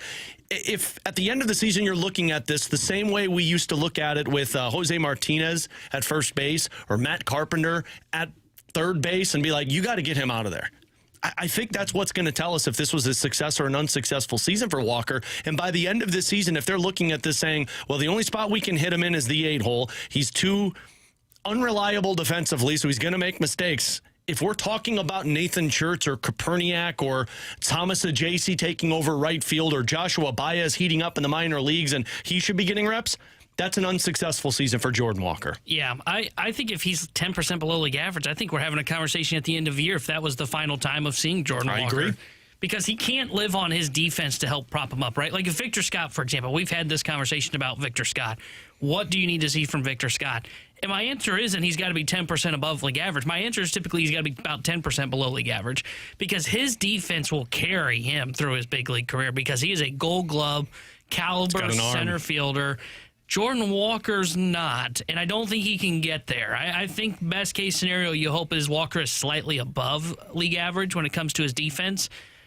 So with that being said, his bat's got to be the thing that carries his value. He's going to have to become a good hitter at the plate. Otherwise, yeah, we're going to be talking about potentially, okay, what do the Cardinals do in right field in this build? Maybe he does get one more year after this year, and I'm overselling it. Baez is coming. Joshua Baez is coming and coming quickly. I think if he has a good season, he could be here next year. Yeah. Yeah, I'm with you, and I think there's a decent chance that he starts the year out at AAA. And I want to just double check real quick because I think he played a decent amount of games in Springfield last year to where they could send him. Did he do fall ball? He did not this year. Okay. He did play 79 games at AA last year and was pretty good. Now, we'll see if they start him there just to get him a couple more games at AA. My prediction would be he's at AAA this year to where, to your point, he's going to be knocking on this door of Jordan Walker's really soon if Walker can't figure things out at the plate. Baez is enticing. They have a number of different options, honestly, in the outfield alone that are enticing. If at any point this season Walker is sent down, do we know the writing is on the wall? Because if you're talking about rebuild, build, however you want to characterize it, if he is sent down at any point this season, do you already know what is the inevitable there? Because I feel that way. You ride with the struggles, you ride with the ebbs and the flows throughout this entire summer. I'll say it now. I don't think Jordan Walker will see AAA this year no matter what. There's nothing to prove down there. If he's down in AAA, it's kind of why I look rehab at it assignment.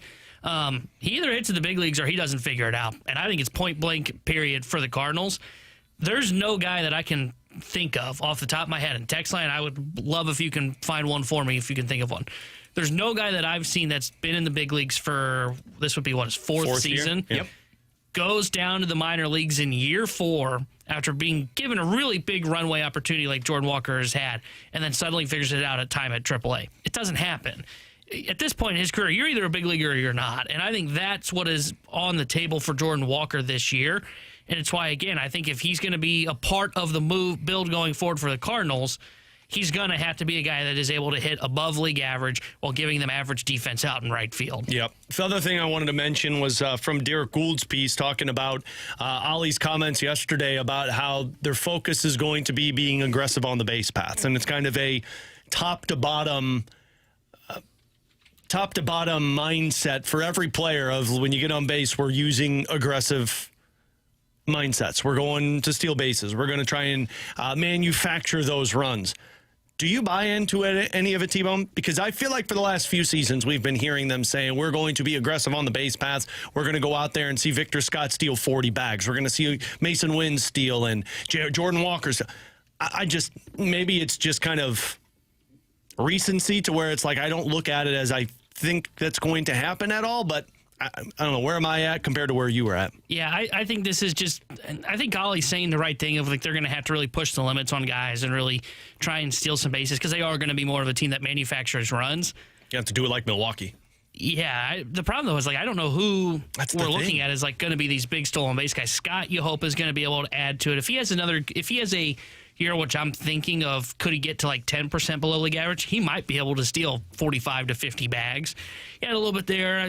Mason Wynn, we'll see. Part of the reason he wasn't stealing last year was because of the knee issue that he had. Yeah. He only had 9 stolen bases last year. He should be more of like a 15 to 20 guy, I think.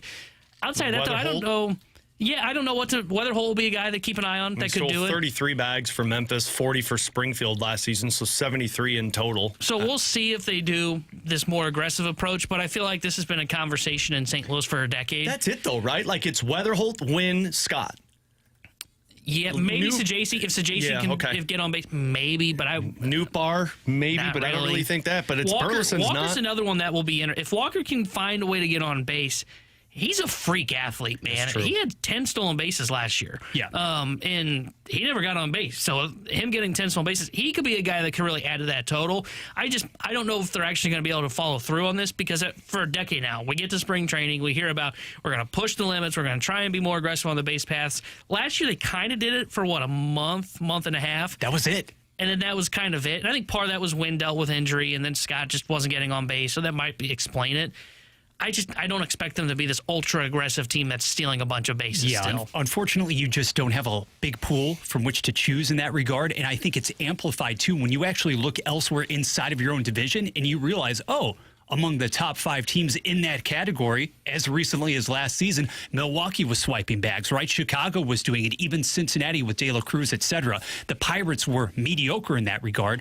But if you're somewhere in that range again, in all likelihood, 89 last season, 91 the year before, if you can push it beyond the century mark, you love to do so. But show me the guys who, number one, are getting on base consistently to accomplish as much, and how many of them do you have?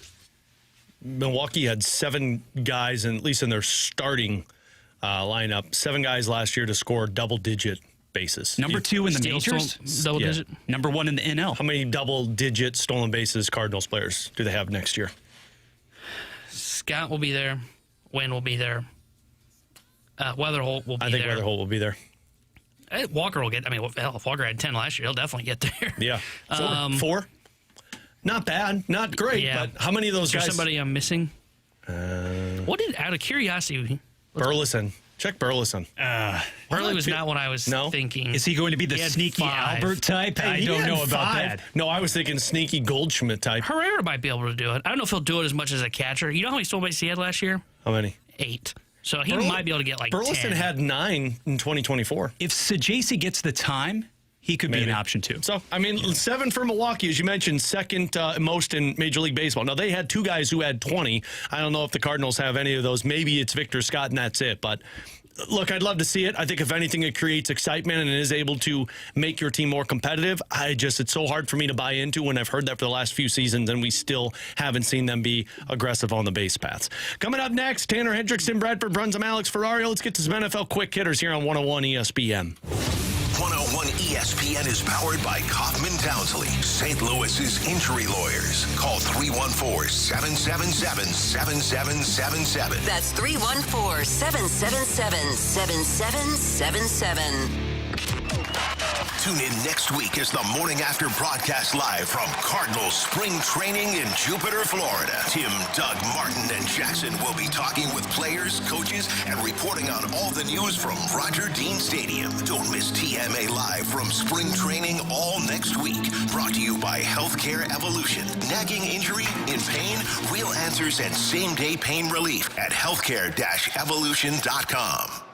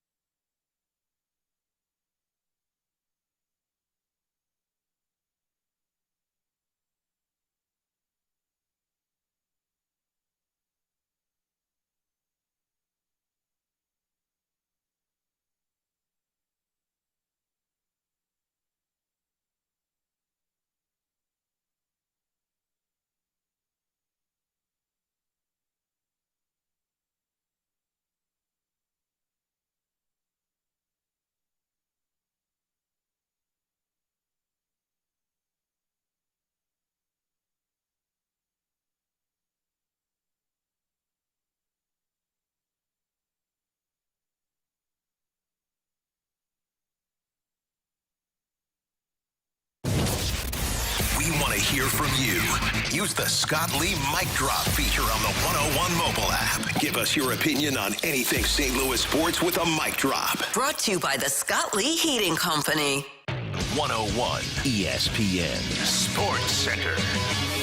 Biddington backstopping Team Canada once more. I'm Bradford Bruns. Your Sports Center update is powered by Saliga Heating and Cooling. The men's ice hockey competition began in earnest Wednesday, but this afternoon's action kicks into overdrive. Canada pulverizes Czechia 5-0. Blues goalie Jordan Biddington had 26 saves. Further preliminary round matchups will follow, including U.S., Latvia, plus Denmark, Germany. College hoops, Mizzou topples Texas A&M 86-85. 5 Tigers reaching double figures, while Mark Mitchell added 9 points as well as 8 assists. Up next, a February 14th home clash with UT. Your Sports Center update was presented by Saliga Heating and Cooling, a Daikin heating and air conditioning dealer.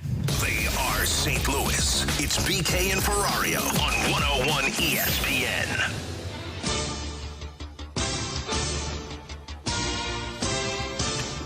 Want to pass this along. Steve Wino, who covers the NHL for AP Hockey, just tweeted this out. John Cooper, coach of the Team Canada, was asked after Canada's shutout win today when he decided Jordan Biddington would be starting the first game at the Olympics. And his response, probably about 358 days ago. For those that are counting on their fingers and toes. That was when they won gold in Four Nations tournament. What do you mean it was in question until 45 minutes before puck drop? Yeah. They didn't know. And as so many fans around hockey said going into the Olympics, you can't play him in game number 1. The amount of reaction to of him with the shutout, like, he didn't even get challenged. He was scrambling in his net so much. Yeah, he did look a little wild. 26 shots on goal, and he didn't even get challenged. But also, didn't I say, like, hey, when you put a good team in front of him, he actually performs well. But anyway, Canada picks up the victory. We'll get more into hockey a little bit later on. We got Beat the Blues coming up at 1:30, so we'll call for your texts in about 15 minutes to tell us if you can beat the Blues, and we'll pick 3 people to compete against Matthew Joseph for a signed puck and tickets to see the Blues in Kraken. Again, we'll do that in about 30 minutes. Believe it or not, coming up at 1:15. I said 30 minutes, in about an hour. 1:15 will be Believe It or Not. But let's get to some NFL quick hitters and start with this one. How many teams that missed the playoffs last year, guys, will get back into it this year?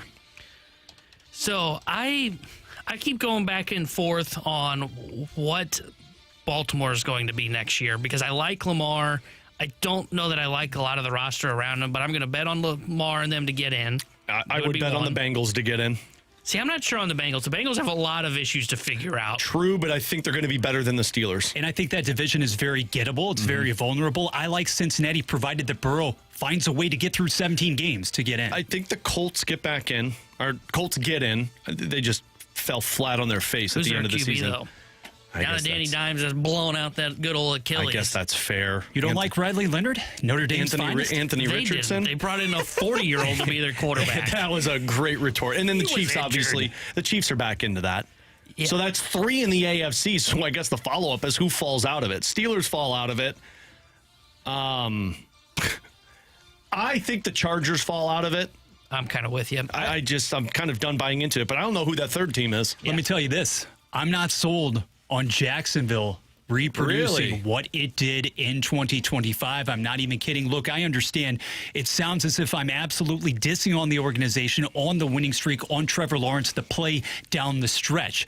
But I also want to know, I want to find out, what is your real tangible offensive identity moving forward? Because we saw ETN, he went off for the better part of the season. Or is Lawrence going to be that guy who actually is capable of spearheading a down-the-field offense? I need to see it for another year. The defense, predicated on takeaways, I need to see this in action under Liam Cohen for another year. Yeah, I agree they will probably take a step back. I still think they're a playoff caliber team, but I get it. The 2 teams I would say that come out that get replaced, I think Chiefs replace the Chargers in the playoff picture, and Ravens end up winning the division over the Steelers. Yeah, that would be the 2 that I would bet on. I wouldn't go Colts because I just don't know who their quarterback's going to be.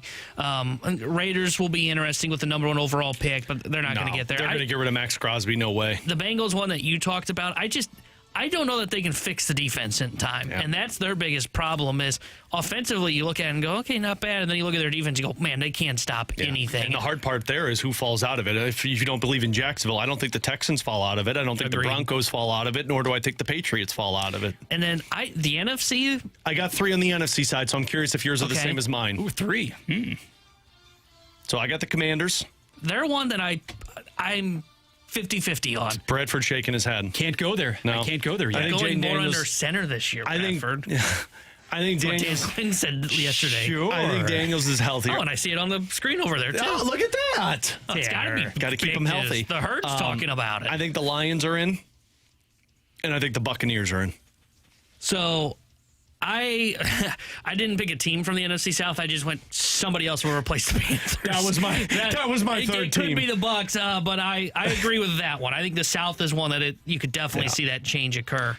I'm out on both the Commanders and Lions. I think for the most part we're going to see just about everybody that we saw in this year's playoff. I don't think the Packers are in it. Unless they go out there and get a difference maker on the offensive side, I don't think the Packers are in it. Here's why I would say I'm still banking on the Packers, because we've been saying that for 3 years and they still get to the playoffs. And I don't trust the Lions because that offensive line was a disaster. But they still get to the playoffs as the second best team in that division, and I think they're the third best team in that division. Yeah, I'm not sure that because I don't trust the Lions as they're starting to get up there in age, and you look at them and Dan Campbell missed out on his offensive and defensive coordinator hires last year. I'm not sure he's going to go perfect on that again. And that O-line was a big issue for them.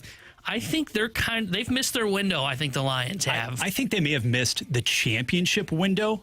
I'll grant you that, but I firmly believe you will see 3 NFC North teams back in the postseason in 26, 27, including Detroit, because there's just no way that from a defensive standpoint as well, there is a lot of talent on that side of the football in the Motor City. You're going to endure countless injuries on that side of the ball. And if you're able to basically spend an entire offseason, Alex, you'll like this one, engineering a way to involve Jahmyr Gibbs as the focal point from day one, as opposed to sharing touches and sharing carries with, respectfully, David Montgomery, I think that we could see a sea change as far as how that offense actually operates. And as much as we did see as well from San Francisco down the stretch this past season, as far as the overall age, the collective for that team, you could have a feast or famine situation there. I really believe that.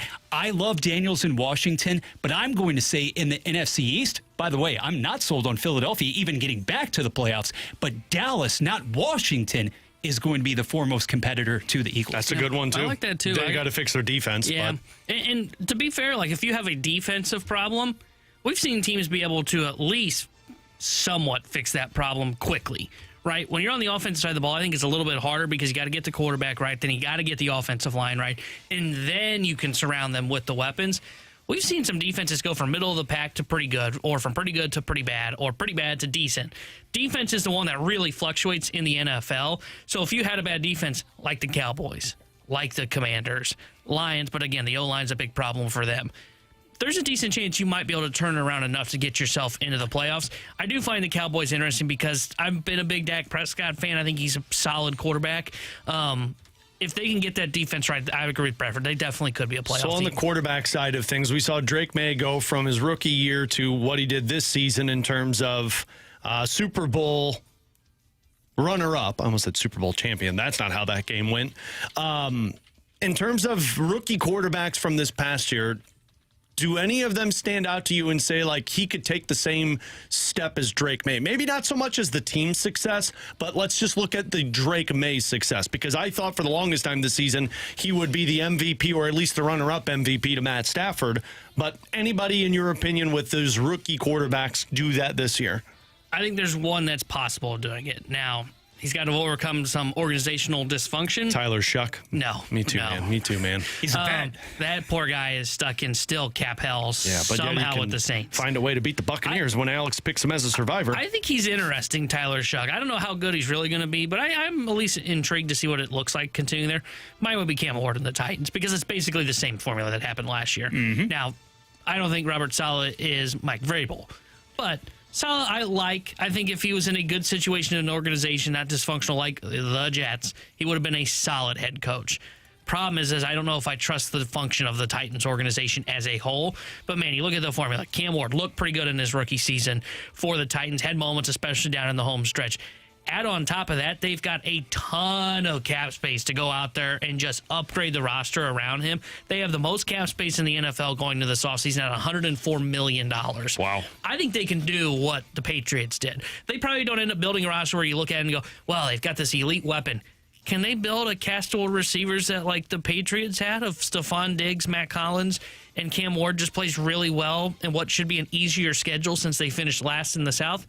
I think they can. I think if I were to pinpoint somebody to do it, it would be Cam Ward for me. Give me the guy with whom I rolled to a fantasy championship in Week 17. That's right. Cam it Ward? was Cam Ward. Wow. You know it. Hey, I proceeded to roll the dice. LB3 wants that too. and Cam Ward. Weird flex over there. Come and get me next season, boys. Come and get me. But in I don't any want to play event, anymore. I'm going to start my own league. Ceiling-wise, Cam Ward has to be the guy. Now, I'm with you, Tanner, insofar as I don't know about that organization. I don't know about the threats that you can develop vertically. But here's what I do know. In the second half of the season, Cam Ward was a markedly different guy under center, out of the shotgun, in terms of preserving the ball security. Now, did he take an influx of deep shots? No, he didn't. But I think that was as much a product of not having those classic threats out wide. Long term, that is my guy. But if you're going into next season, going with the coaching setup and the infrastructure of an organization that is going to be on the come, in a manner of speaking, why can't Jackson Dart take that next step? I understand that you have guys such as elite level guys, mind you. Malik Neighbors, Cam Scadaboo, not going to be available potentially right away, but they are dangerous at the skill positions. And if he can alter to a degree the way in which he plays and the way in which he absorbs continuous punishment, why can't Dart also be on the ascent when considering that you have Harbaugh, etc., manning that coaching staff? That was my pick, Jackson Dart. I think Jackson Dart would be mine. As much as I like Cam Ward, I just don't know if that roster and coaching staff have the ability to take it to the next level like Vrabel did. Yeah. John Harbaugh can do that with Jackson Dart. And I would imagine Malik Neighbors is back, although I don't know what the timeline is of him being back. You've got Scadaboo. You've invested on the defensive side of things. Now you got the coach. Jackson Dart, now he's got to find a way to actually stay healthy and not ram against a concrete wall so many times. But if he can stay healthy, man, that would be the one. That would be the one that I'd kind of hone in on as the guy that could take that next step. The only thing that concerns me, and I just don't know if we're going to we didn't get this answer this year, I should clarify. Is he still the hype around him when he can't use his legs or decides not to use his legs? Because that's the thing right now for Dart, to where if you take that away and tell him, hey, we need you to run less, is he going to be a guy that's in the pocket or even better, just creating plays on the move? I don't know. Was he forced to use his legs, though, because they didn't have Malik Neighbors? Like, does Neighbors and Scadaboo open things up to where he doesn't have to use his legs? He was that guy a lot at Ole Miss. You have to let him use his legs. That's what got him this. You just can't have him running head down into all of these massive linebackers like he was doing. Slide. Yeah, can you just drop and pick up? Don't get us the extra 2 yards and get a concussion. Just get us the one, and we'll be fine with this one. I don't know. I like the coaching quarterback combo more than I like Saleh and Cam Ward. Like you guys said, they've got a pretty good roster around them already. So and they're drafting 5th overall this year. The fact that they only have $6 million in cap space, and again, you can manipulate that pretty easily. Yeah. I'm not too overly concerned about it. It's not like the Saints that still somehow are $6 million over the cap already. Yeah, no doubt about it. Tanner Hendrickson, Bradford Bruns. I'm Alex Ferrario. Coming up at 15, is the NL Central the Cubs still to take, or is it the Cubs to take for the next 3 to 5 years? And if so, what does that mean for St. Louis Cardinals? But coming up next, we'll dive into the junk drawer here on 101 ESPN. Saturday, it's All-Star Saturday night. Coverage starts at 4. Your home for the NBA is 101 ESPN.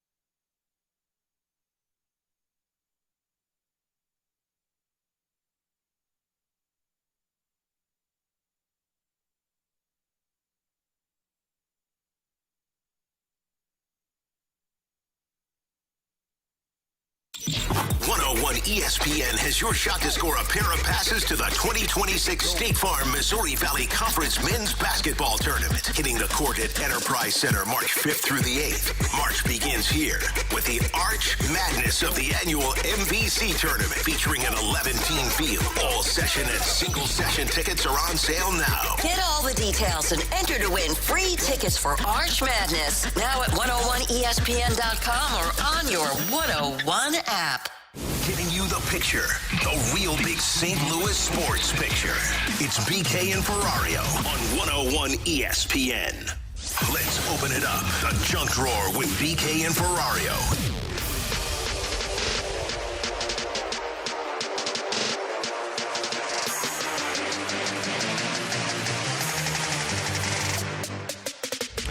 Let's dive into the junk drawer here on BK and Ferrario. It's 12:52. Your time check brought to you by Clarkson Jewelers, an officially licensed Rolex jeweler. I've got the junk drawer today because I've had two things. Well, one, it's been a couple of texts that I've seen come in that I figure I would ask because people keep saying, why am I wearing my glasses? Apparently that's weird that I'm wearing my glasses. I guess I don't wear them very often. I had a contact malfunction this morning. Yeah. You guys know in your sink, there's that little hole at the top part of your sink. Yeah. Oh, no. So putting my contact in, I never know what that's for. I guess it's if, the sink fills up too high, it goes down that way. But I'm putting my contact in this morning. I get the first one in, put the other one in, and it drops out. And it dropped right into that hole in the sink. I don't know if I could try that because you guys know how contacts are. Like, they're aerodynamic. So when one of those MFers fall out, the next thing you know, it's like on the window above you. And it's like, how did this happen? I don't know how it happened, but I can guarantee you I put $1 million down that I could never try that again. Went right down, and that was my last pair. So there's just an awful feeling to start your day. See this for a while? Probably because I haven't ordered any contacts, so going to be a little bit. It's just an awful feeling when you're like, cool. Going to start the day with my glasses that I don't like wearing. Worse than that moment in the morning where you're thinking, man, I'm tired. Yep. Surely my day can't get any worse. And then 5 minutes later, something happens. And it's something small like that. Or like for me, a couple weeks ago, it was like spilling coffee on the carpet. Yep. Like, that's a good feeling. Just the worst to begin the day that Tanner, way. when I spent a little more time in the school realm, okay, we always said you can choose your weather, okay? You can take that issue, look at it in a vacuum, or you can extend it throughout the course of your day. He's the teacher that you're like, God, I hate that guy because he's always right. No, he's the teacher that I'm like, don't tell me I'm going to have a good day. I think my day sucks. No, I'm going to have a bad day. Take that, Mr. Bruns. It's why Mr. Bruns. It's wild, too, like in high school, because you care about your look so much. Man, I used to despise going to school with glasses because I hated my glasses. I was always the guy that had to, like, push them up like this. Now it's like, married, I got kids. I don't care. I just hate wearing them because they're a nuisance. Yeah, I'm glad I don't have to deal with any of that. I've been lucky so far not to have to get contacts or glasses. I hate contacts. I hate glasses, but here we are. The other thing, and it's kind of funny that you said that, Bradford, of, choose your own day, Mr. Bruns over here. I had this thought last night because I've got 3 little girls, and when I'm not working, my wife is. So, like, now there's no hockey games. I'm home, so she's at the salon running her business. And she's typically there through bedtime, so I'm solo dad duty with my girls. Last night was one of those... It was one of those ish nights where everything went wrong. Nobody was listening, trying to get my girls to brush their teeth. Impossible to do. So I had that moment that every parent does. That's like you finally snap and you yell and then you walk out of the room and then you just sit in the room for 5 minutes and then you come back out and you're trying to address it. So this is where my head's at all the time. I'm sitting in that room trying to like calm myself down and I'm like, man, I know other parents go through this, but it's like, I feel like an awful individual. And then I go, Bradford used to never yell at his kids, right? That was my first thought. I'm like, Bradford never yelled. I can't see Bradford yelling at his girls. Wow, there was one particular episode a few years ago. The sentence you just said right there, there's no way that's yelling at your girls.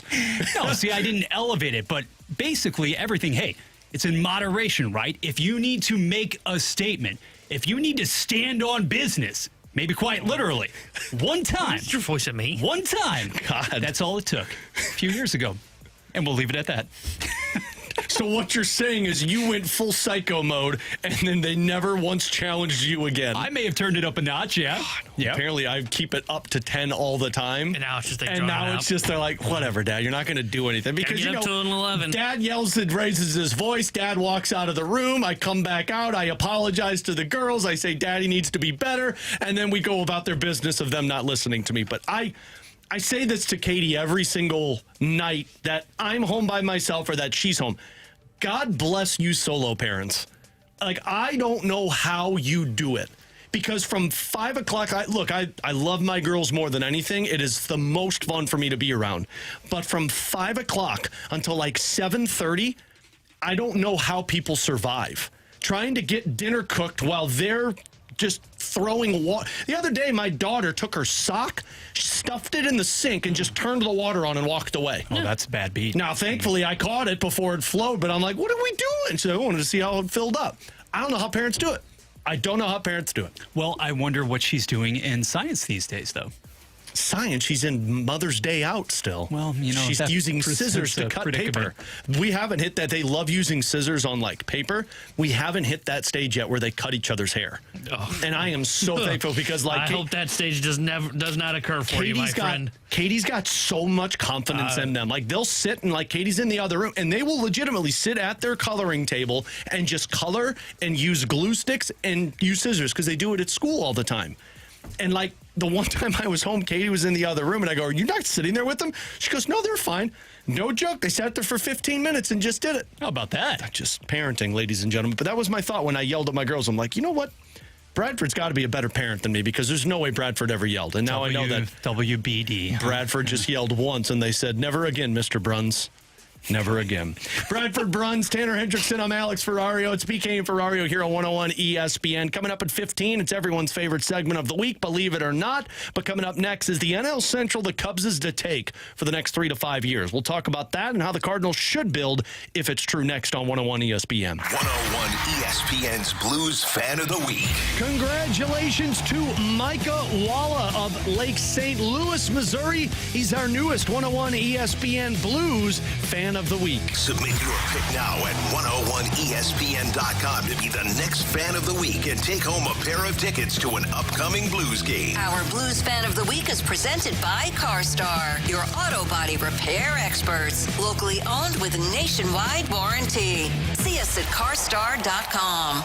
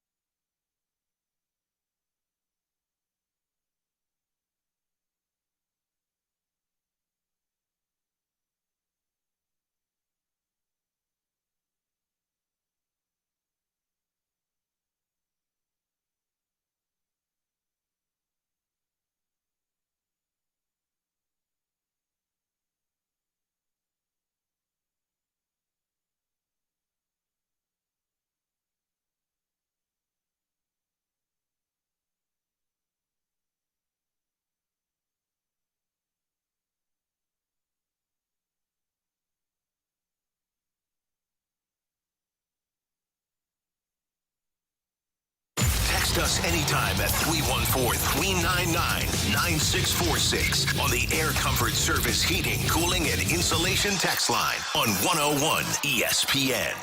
WXOS HD1E St. Louis. 101 ESPN is driven by Auto Centers Nissan, home of the lifetime warranty and 30-day return. We're right back to more of it. It's BK and Ferrario on 101 ESPN.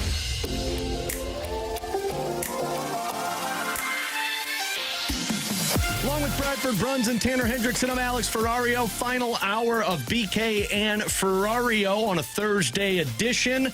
As, of course, BK is out. He is in Disney World with his family, so excited to hear those stories when he comes back on Tuesday. We've got Believe It or Not coming up in our next segment, and in about 30 minutes, we're going to play Beat the Blues. So if you want to try and go up against Matthew Joseph to see if you can beat him, we need 3 contestants for that, and if you beat Matthew Joseph and the other contestants, you win a signed Matthew Joseph puck and tickets to the Blues vs. Kraken on February 26th. So you can text in I Can Beat the Blues over on our Air Comfort Service text line at 314-399-9646. Do so now, and we will pick the contestants coming up for our 1:30 segment against Matthew Joseph. But now, go back into the Cardinals conversation. Look, everyone knows that the Cardinals are going to be bad this season, but for the next 3 to 5 years, is the NL Central the Cubs' to win? So, of course, the Milwaukee Brewers won it this past season. Cubs were behind them with 92 wins. But Pacoda had their projections of the Cubs winning the division by 10 games this upcoming season. And when you look at kind of the landscape of where the Cubs are at, where the Brewers are at, and then you got the Pirates and Reds behind them, for the next 3 to 5 years, is it just going to be the Cubs and everybody else? Is it the Cubs and Brewers and everybody else? And T-Bone, if that's the case, which I personally believe it is, how does Chaim Bloom and the Cardinal, how do they build if you're chasing the Cubs and the Brewers for the next 3 to 5 years? Yeah, I think it starts with that build for the Cardinals. It's going to start with what they're trying right now, which is trying to reinforce that pitching pipeline. I think it all starts with that, and then you can kind of pivot towards the position players once you feel comfortable with what you've got in your pitching pipeline. But yeah, like right now, I think this is the Cubs division for the next 3 to 5 years. They gave Bregman a long-term deal. They've got Pete Crow Armstrong, who's a stud. They've got some really good pitching on that team as well. They made the long play with Edward Cabrera in the offseason when they acquired him as well. It feels like theirs, because it feels like, I don't know about you, and look, I say this every year about the Brewers. Maybe, again, they prove me wrong. But they just seem to be treading right in the middle again for right now. They move on from Freddie Peralta. Their lineup was okay last year, but pitching was really the thing that carried them across the finish line, and maybe it'll be able to repeat itself again this year. But the Brewers, the Pirates, the Reds, they all feel kind of like stuck in that 77 to 82 win range. And I don't know where they're going to be able to escape this, because they don't like to spend money either. And for the Cardinals, they're in their rebuild now. And if they're going to get back to being the team that was the dominant force in the NL Central, they had to go this route. I still believe they were the biggest losers of the offseason because they entered a rebuild, but they had to go this route. And I think it all starts with the pitching pipeline. You've got to get that pitching pipeline to constantly be churning out arms, and then you've got to hit on somebody that's going to be a star in your system, whether that's J.J. Weatherholt, that's the catcher Rodriguez that's down in the minor league system. Maybe Herrera is that guy. Maybe Burleson becomes that guy. You've got to get a star in that lineup so everything else can kind of slide into place, and then have no one in that lineup that is going to eventually be kind of hitting out of place. It's weird. I know that Pacoda had the Brewers at 80 wins and the Cubs at 90. I still think it's the Brewers division to lose. Like, I know that they don't have the sexy signings of Alex Bregman or the big trades for Edward Cabrera, but I mean, they've just made a Brewers trade. They just made a trade for a young pitcher with control for a position player that wasn't into their plans moving forward. Now, the hitting is a serious question mark with that team, but they know how to manufacture runs, and I shouldn't question their ability to find talent that could plug and play into the lineup, but I mean, they have that pitching pipeline to where it doesn't really matter who they go out there and find. They find a way to untap their potential and win with them. So I think Cubs and Brewers are going to kind of be neck and neck. But you're right, T-Bone. Like, I think this is why the Cardinals are doing what they're doing. Like, if the lockout happens, when the lockout happens, and if they come back with the salary cap, then I think there's a little bit more of an even playing field. But I also think the only way you're going to compete with these teams is if you have a infinite pipeline of just pitchers that keep coming out of nowhere, because one, it provides you with depth, and two, it provides you with the ability to trade for a bat.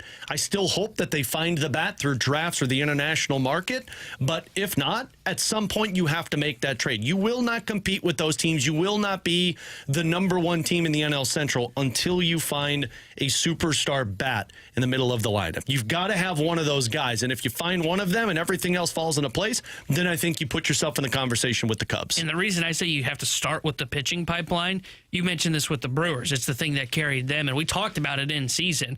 if you have good pitching, it can help just kind of keep everything kind of calm and composed throughout the year, right? You don't necessarily need the offense. The pitching buys time for a game, and it's a lot easier to win a game 3-2 than if you don't have the pitching and trying to win it like 5-4. Not too high or too low, yeah. Yeah, because like you look at like the Brewers. The Brewers weren't really defined by their offense. Their offense was good. I wouldn't call it anything that was great to write home about. Dude, their pitching was disgusting all season long. Look at the Padres. The Padres were not a good offense last year. They had big names in that lineup, but they weren't a good offense last year. And the Padres had the pitching to help them overcome that. You can even go to the American League. Guys, the Guardians won their division with a negative run differential. They didn't hit at all, but their pitching was so elite that it allows them to have some time. They were able to continue to build out this pitching pipeline, and pitching is able to kind of help offset an offense a lot easier than having an offense trying to carry your pitching staff. And the reason I say that you need to get that pitching pipeline going is it just buys you more time to try and continue to take shots to find that superstar that you're talking about in that batting order. Because as long as you've got good pitching, you can still be pretty competitive even while you're still searching for pieces to your lineup. You have one team in this division, clearly, far and away, the Chicago Cubs, defined by its lineup. Otherwise, if you're talking about Milwaukee, somehow, some way, year after year, it feels as if we're always looking for creating reasons to figure out why Milwaukee isn't going to be competitive, isn't going to take the division or be there in the wild card race. And yet you have that balance between manufacturing, generating enough runs, and then getting pretty stellar pitching. Yes, Peralta goes away, but who doesn't feel confident in a Woodruff, in Priester, in Mizorowski, the Miz basically continuing to elevate his stuff as well. Whereas I really do believe the key here, the lane you need to choose, guys, obviously it boils down to the pitching. It boils down to that pipeline. But the ironic thing is, when you're examining the Central Division at large, when you're talking about the two teams with the guys who very well could be convincing as far as being studs down the line, rotation-oriented, it would be Pittsburgh and it would be Cincinnati. But it's feast or famine because while Pittsburgh has Skeens for now and a boatload of other talented guys to plug into that rotation, Cincinnati has the oft-injured Hunter Green, along with Abbott, along with Lodolo. You don't have enough from an offensive standpoint. So in terms of trying to choose that lane, it's hard to figure out exactly where you fall on one side or the other because you can make a case, honestly, especially competing, trying to get back into the race in the thick of it. In this division, you could go either way. Yeah, and to his point on the Reds another team that fall into that, right? Mm-hmm. Reds a team that's really carried by their pitching staff. You got Lodolo, Hunter Green, who he brought up. Those are the guys that are Ashcraft, another one that is carrying him. Yeah. Is it Ashcraft? Yeah, Ashcraft. Ashcroft. What? Is it Ashcraft or Ashcroft? I'm not, to be 100% with you, I'm not even sure I said the right name. It is an A. Two A's. But the Reds, to the point, real quick, are the team that is either way. Abbott, who I was trying to think of. I knew it started with an A. Ashcraft there was is a in former Pittsburgh. guy that used to be, yeah. Abbott was the one that I was thinking of. I don't know who I was thinking of. They are another team that when you look at them, their pitching was the one that really guided them through the regular season because their offense didn't do a whole lot. And Ellie De La Cruz disappeared in the second half of the season. So kind of leads into the other topic that we have kind of discussed internally. We never really had the chance to get to it. Is Chaim Bloom the face of St. Louis sports right now? In terms of the most important figure that is controlling St. Louis sports moving forward, is it Chaim Bloom? Because for me, and look, I mean, I'm a hockey guy more than I'm a baseball guy, so of course I lean hockey. I kind of put it in a tie for the top spot with Alexander Steen. And I would assume most people will say Chaim has the edge because baseball is just such a powerhouse here in St. Louis. I think hockey is a sleeping giant. When this team can start to get more competitive, it dominates. But, I mean, both teams are in a really weird spot. But Chaim might be the leading candidate right there neck and neck with Alexander Steen, right? Yeah, I think he is the leading candidate because there's just no star power on the Cardinals right now. If you had a star player like Albert Pujols becomes the face of St. Louis sports. Even for the Blues, you know, if Robert Thomas was that 100-point guy that we talked about at the beginning of the year, Robert Thomas would be potentially the face of St. Louis. Neither team has the star power. And they're both entering into whether rebuild, retool, build, if you're the DeWitts. Yeah, I think the Pobos, the GMs, become the face of the organization. They're the ones that people care about what they're doing more so than what the players are doing. So, yeah, I think it is Chaim Bloom clear-cut number one for me, just because it is more of a baseball town than it is a hockey town, and that's not a shot towards Blues fans. It's just baseball's number one. But Steen is right behind him. I agree with you. He is number two by far because he is leading the St. Louis Blues into this regional. And I think Steen's got a messier job than what Heim does. Yeah. Heim's already dealt with the messiness. Yeah, he dealt with the no-trade clauses already. Yeah, the ownership has already basically said we're going into this. They've gotten rid of the bad contracts. They're in the upswing now. Like, Heim, in my opinion, can't do any wrong right now. Steen's in a really weird spot to where your team is bad. You want it to be good, but there's some contracts that you got to move off of that in 3 years from now you could be saying, I can't believe they did this one. So Steen's got the messier job more than the more important job. No, and at the end of the day, star power, Tanner, as you had referenced, it's always going to trump front office. But we do have a fairly unprecedented situation here in St. Louis because, Alex, really think back to the 90s as well. The last time that the Cardinals were, you don't want to say irrelevant, but let's just say, and also ran in the National League. When it comes to this town, you still had a Blues team that was populated by characters. You had early to mid-90s. You had Brett Hull. You had star power, right? And so now when you think about the two foremost organizations sports-wise in this town, neither of which happens to be in possession of a guy. We said 100-point scorer with respect to the NHL, with respect to the Blues. How about a 35 to 40 goal scorer? You don't have that guy consistently, which means it is, that collection of front office executives. How many other sports places, their two most important figures are the general managers or presidents of operations for those teams? Says everything. Yeah, I mean, question. I mean, because I was like, I'm just looking at the baseball standings because I had pulled up, and it's like you look at Colorado Rockies, that's awful, but they got a couple of stars in Denver that they don't need to worry about. Yeah, McKinnon on the other side. Yeah. So, I mean, it's not a fun place to be in right now for a place that has two juggernauts that when they're running extremely high, and both have the presidents of operations that are controlling their futures moving forward. Good times. Good times. Yeah. Spring training just opened up today, ladies and gentlemen. And nobody was hurt that we weren't expecting. Woohoo! Second slow clap of the day. Ivan Herrera is staying in Jupiter because he's not going to be able to go to Panama because of that injury that he had in the offseason. Bradford Bruns, Tanner Hendrickson, I'm Alex Ferrario. Coming up in 15, we're going to play Beat the Blues. I believe we have our three contestants. We'll confirm that in the commercial break. But coming up next, believe it or not, you send us a scenario. We'll tell you if we are going to believe it or not next here on 101 ESPN. You can now listen to 101 ESPN on demand. Get caught up on all our shows and podcasts at 101ESPN.com or on the 101 mobile app. 101 ESPN podcasts are presented by the Schaefer Door Company.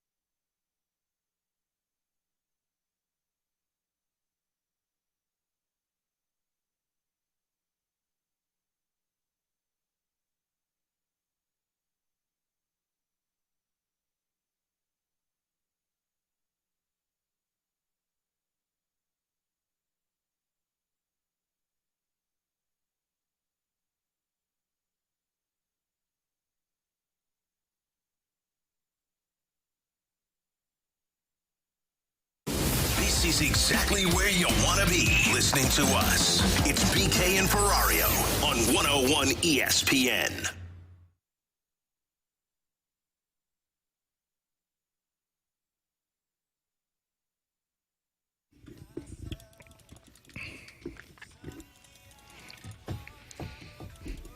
You boys ready? Bradford's got BK's part. Oh, let's see those wings. So excited for this 3-week stretch here. Believe it or not, I'm walking on air. I never thought I could feel so free, flying away, and a prayer. Who could it be? Believe it or not, it's just me. Bradford screwed it up. I do have a complaint about Bradford. Bradford, I got two complaints. I got a complaint too for Bradford. Bradford, you got to keep that audio loud, baby. Yeah, nobody People wants to don't hear really themselves hear sing. us. Let's be honest. Also, we have it's like singing in the cart. You really don't want to hear yourself. Also, we have Eric in here. Eric's training our new board up here at 101 ESPN, and he's sitting here going, "What the hell is happening with this right now?" I bet he can't wait. He's like, "I can't wait." He's like, "Wait, I was not in the job description of singing when I was on air here." Bit of an explanation, okay? There's been a lot of controversy over the past few days about the authenticity of performers on big stages. I wanted to give a platform to you guys, all right? I'm sorry. I wanted to give a platform. We don't need a platform. We need audio to drain ourselves out so we don't have to hear it.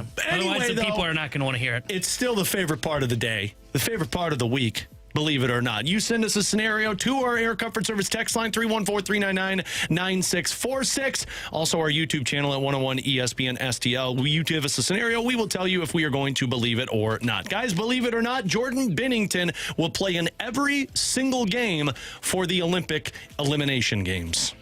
Okay. Elimination. Yeah, I will believe that. I think he probably locked up that spot today with his performance. I know Czechia is not a great lineup. They've got some decent players that's on that roster.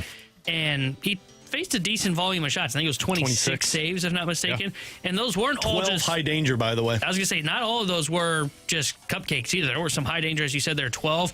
And he made some big saves in that game. So I think today he locked it up. I think had he been shaky, it would have been a conversation.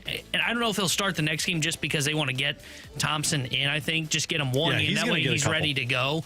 But yeah, I will believe this. I think he locked in his spot to start all the elimination games now. Yeah, in the first period alone, we were able to follow it and watch a little more intently this morning. As far as elimination games go, absolutely. You saw nothing but positives today. The 26 saves in all. I do think, obviously, that Thompson will get one nod somewhere along the way. Kemper doesn't factor into the equation, but when you're talking about medals in store, Binner all the way. Yeah, I'm trying to look through this real quick. So Canada's next game is against Switzerland on Friday afternoon. And then Sunday they play against France. And then, watch out for Alex Texier, ladies and gentlemen. And then the qualification or the men's playoff begins on February 17th. So you got two more just tune-up games. I think Thompson gets one of them. Kemper probably gets one of them. And then Binnington gets that first one in terms of the qualification games. T-Bone, what do you got? Guys, believe it or not, someone will surprise us in spring training and take the opening day start away from Dustin May. I'll believe this. I think Matthew Liberatore, if he looks really good, could get that start. He's the one that I would probably, out of all of the pitchers, keep my eye on the most in terms of I'm curious of how he looks. Because early on last season, he looked the part of a 2 or a 3. It's just he flamed out towards the end of the season, which is understandable for how much he's gone back and forth of reliever, starter. I think if there was one candidate, and he'd be my only other candidate, it would be Liberatore over Dustin May. Dustin May is healthy as far as we know, correct? Dustin May is healthy. Matthew Liberatore, after we saw some of these scuffles, if you will, in the second half of the season, I am expecting a strikingly different second half of 2026 for Matthew Liberatore, but there's nothing wrong with slotting him in as your undisputed number 2 behind opening day starter Dustin May. Yeah, I would not believe this. I think May healthy. He's added weight back, as he has said, both at his press conference when he was introduced here and at winter warm-up. I think May's going to have a bounce-back year. I don't know how great he'll be, but I think he will be the one. They'll give it to the veteran. I think he will start opening day, so I would not believe this. All right, guys, a little bit of NFL for you here on this Thursday installment of the program. Yesterday, in front of the masses at Lumen Field, Sam Darnold addressing the crowd, showing his appreciation for the home, well, what has become his home. First Super Bowl championship, obviously, but I want to know, believe it or not, when Darnold's contract expires, he initially inked that 3-year deal, he will stay on as QB1 in the Pacific Northwest. I'll say believe it for now. I think he may have found his spot, and he'll be the typical game manager that you can keep around in that like 10 to 15 range in the quarterback rankings. And you pay that guy, you don't even have to pay him the big type contract. So I would believe this. I think he'll be around. Yeah, I'm going to believe this as well. I mean, he's going to be around for a few more years. Like, while they're in this winning window, I think this is going to be Sam Darnold's team. So what does the next contract look like? 3 years, $100.5 million. I'm interested to see what they do around him as well, because think about it. Flash forward. If Kenneth Walker isn't on your team then, maybe you give over the reins to Charbonnet. Jackson Smith and Jigba is getting paid, along with a host of others defensively. Can you afford to do it? I think you can. I think you can always you got to afford figure to it out do with the quarterback spot, right? I Like think that's one area you don't really want to go into quarterback purgatory. I think they're going to structure it kind of like what they did with Baker Mayfield. Okay. Yeah, and I then think you they'll try just and look build at that. around that. What his next contract looks And they like. found a way to do that with the amount of talent that they have on the offensive side. And they got double wide receivers that they pay significant money Can to. I give you guys some news and another believe it or not with it? Sure. So Matt Gelb, who covers the Philadelphia Phillies for The Athletic, just said the Phillies are releasing Nick Castellanos. They could not find a trade partner for him. And there you Shocker, when they gave held out their cards and said, we might release him if we can't find a trade partner. The rest of Major League Baseball said, okay, we'll wait. Believe it or not, Nick Castellanos will be the right-handed bat the Cardinals sign. Believe it. Believe it. This is it.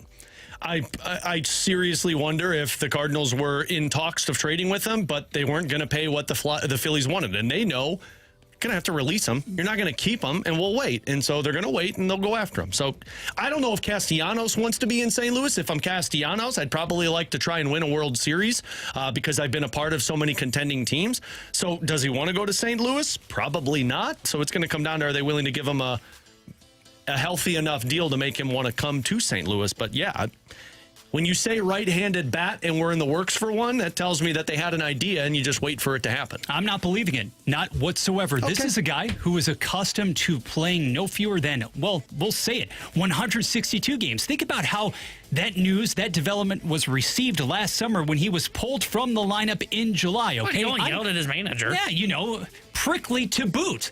It sounds like the perfect personality you want to bring into this clubhouse. And aside from that, okay, at age 33, let's not bring the demeanor into the equation, but rather the production. And last year, it slipped tremendously, and it's not even as if he is mashing against left-handed pitching. No, I'm saving even more of that money, and I'm going somewhere else, almost anywhere else, because I do think he's beyond damaged goods at this point. As far as what you want identifying a player, this is the exact opposite because he still expects to play every single day until proven otherwise. Yeah, I'm not believing it. I'm not sure he's a fit for the Cardinals. I think I'll see. I'm not willing to say he's going to be an everyday player because I'm not sure anybody's going to offer him that role anymore. And if he doesn't, St. Louis will. Then he might be willing to come here. The problem though is if you sign him. And BK and I talked about this on whatever day it was, Monday or Tuesday.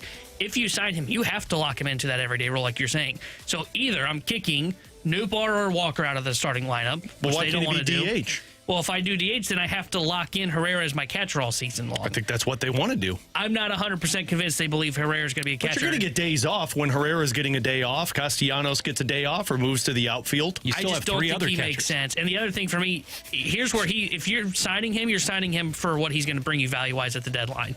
Yeah. And for him, it's the same conversation we just had about Jordan Walker, about how does he prove his value. Castellanos cannot play defense. That's why he was a -4 this past year. So he's not going to bring value there. He has to hit as a right-handed bat who would be a rental. Look at what the Diamondbacks gave up to trade for Suarez at the deadline. They gave up nothing, and he wasn't a good defender, and he was just a pure right-handed bat that was. But does that matter if it's a one-year deal and you say, you know what, you look at Castellanos, you get an everyday opportunity, you'll play outfield, you'll play DH, we'll trade you to a team that's a chance to win a World Series. Does it matter if you don't get anything in return? If you give him like $5 million, because it's probably one year $5 million deal, probably what he'll be looking for, would be my guess.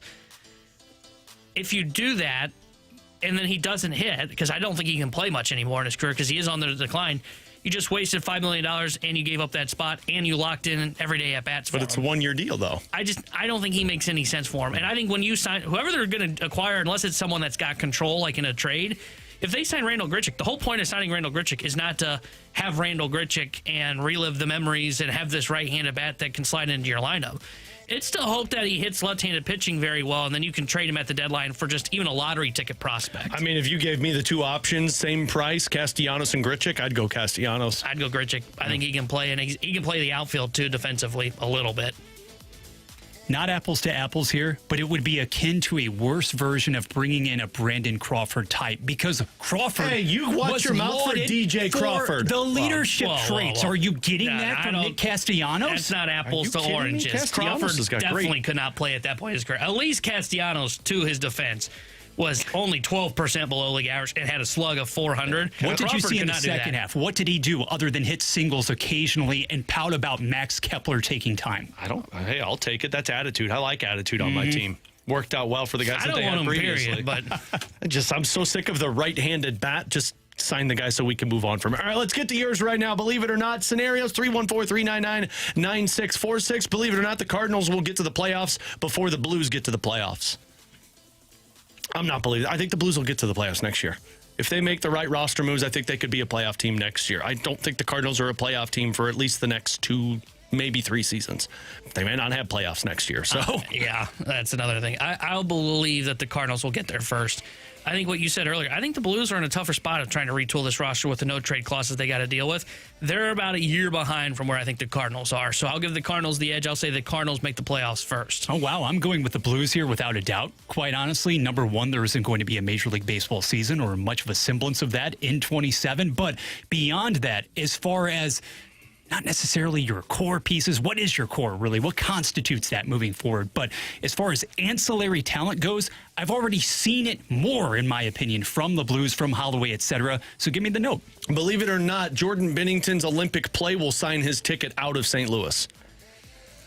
This is just, I can't be definitive on this. I don't think they want to trade Binnington because they don't have anything else. If they get a goalie in return that they believe could be ready by next year, then I think they'd consider it. But unless Binnington is going to them saying, I want out, I don't think they're actively shopping him. If somebody calls and says, we're willing to give up this for Binnington if he performs at the Olympics, then yeah, you have to listen to it. But I don't think they're actively. So I'm going to say not believe it. I think he's still here. I say not believe it, but one thing that I will disagree on is I think they will actively be shopping him. I just don't think they're going to get the value they want in return because as we've seen, we've talked about this a million times, goalies just don't get moved at the deadline, and if they do, you don't give up a lot. If you're the Blues, you're going to be trading away a guy that could go win a team a Stanley Cup. You're going to want a first or second round pick for him. I don't think anybody's going to be willing to offer them that. I think they will definitely be shopping him. I don't think they'll get what they want in return, so I'll not believe it. I am not believing it, and also I am not worried about the front office, about the organization as a whole, putting too much stock into the Olympic performance. Insofar as you look down the line, you think about what Hofer could be for this team, not going too far in one direction or another. Believe it or not, J.J. Weatherholt wins Rookie of the Year. I'm not going to believe it. I'm just going to play the field. It's so hard to win Rookie of the Year. What if I said he's top 3? I might believe that. I think, correct me if I'm wrong, didn't Carlson finish top 3? Yeah, I thought he did. Number 3, was he not? I think that's right. I got to double check that, and if he can do it. And all downhill from there. Yeah. It was a good year. Yeah, it was. Yeah, he finished exactly 3rd in 2021. How about if Weatherholt was 266, 343, 437? That was the slash line. That's 15% above league average. Success year 1? Yeah, absolutely. For sure. Agree. Yeah, absolutely. And that's why I would say, if you did top 3, I would say believe it. I could see that for sure. The amount of comps, though, for being like, oh, look, Dylan Carlson did this, and then we got to, like, yeah, but Carlson failed the next year. Believe it or not, let's have some fun with this. If J.J. Weatherholt spins a chunk of April at AAA, he still finishes in the top 3 of Rookie of the Year voting. I'd believe it. Oh, that'll be tough. Conceivable, maybe. I would lean not believe it. Getting that month where you're down in the minors would hurt you a little bit. It would be close. I would lean not believe it, but it'll be close. I'll still do it. Let's do one more from the 618. Believe it or not, the Blues will not re-sign Dylan Holloway. Not believe it. Yeah. They've got his rights, so they'll get a deal done with him. Now, will it be a long-term deal like Broberg's? Because Broberg's was, 6 years? Yes. If I remember correctly? I don't think it'll be that. I think it's going to be a bridge deal, 2-3 year deal for him. I think you're looking at a 2-year deal for Dylan Holloway. Yeah. And I think he's going to be okay with that, too.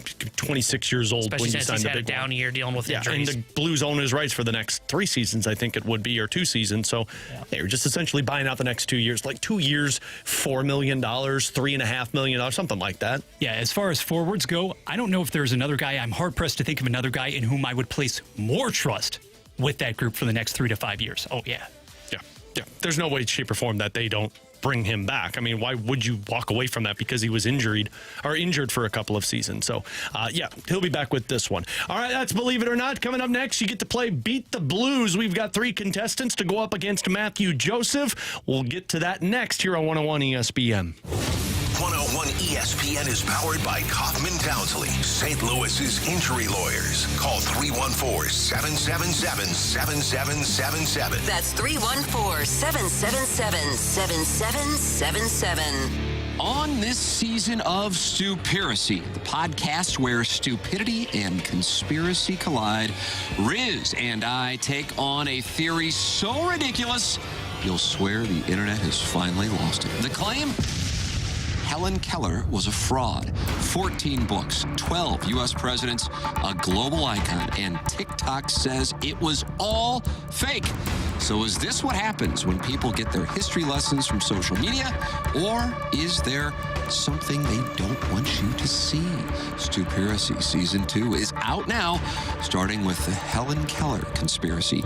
Listen wherever you get your podcast or watch on YouTube. Stupiracy, presented by CarStar, your auto body repair experts. Locally owned with a nationwide guarantee. Visit carstar.com.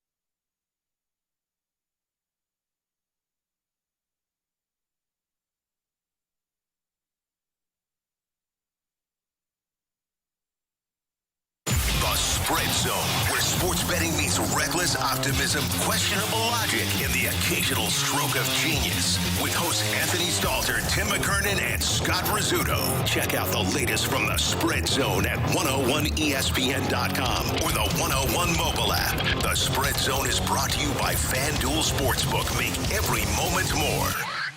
101 ESPN Sports Center.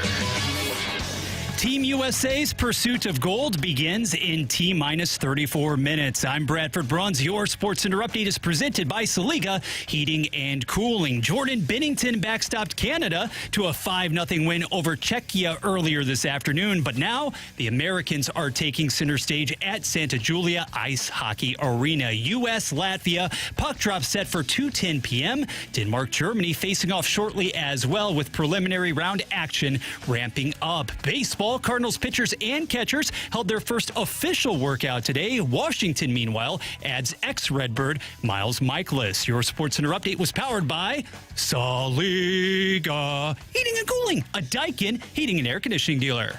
They are St. Louis. It's BK and Ferrario on 101 ESPN. Do you have what it takes to defeat a member of your St. Louis Blues? It's time to find out. Can you beat the Blues?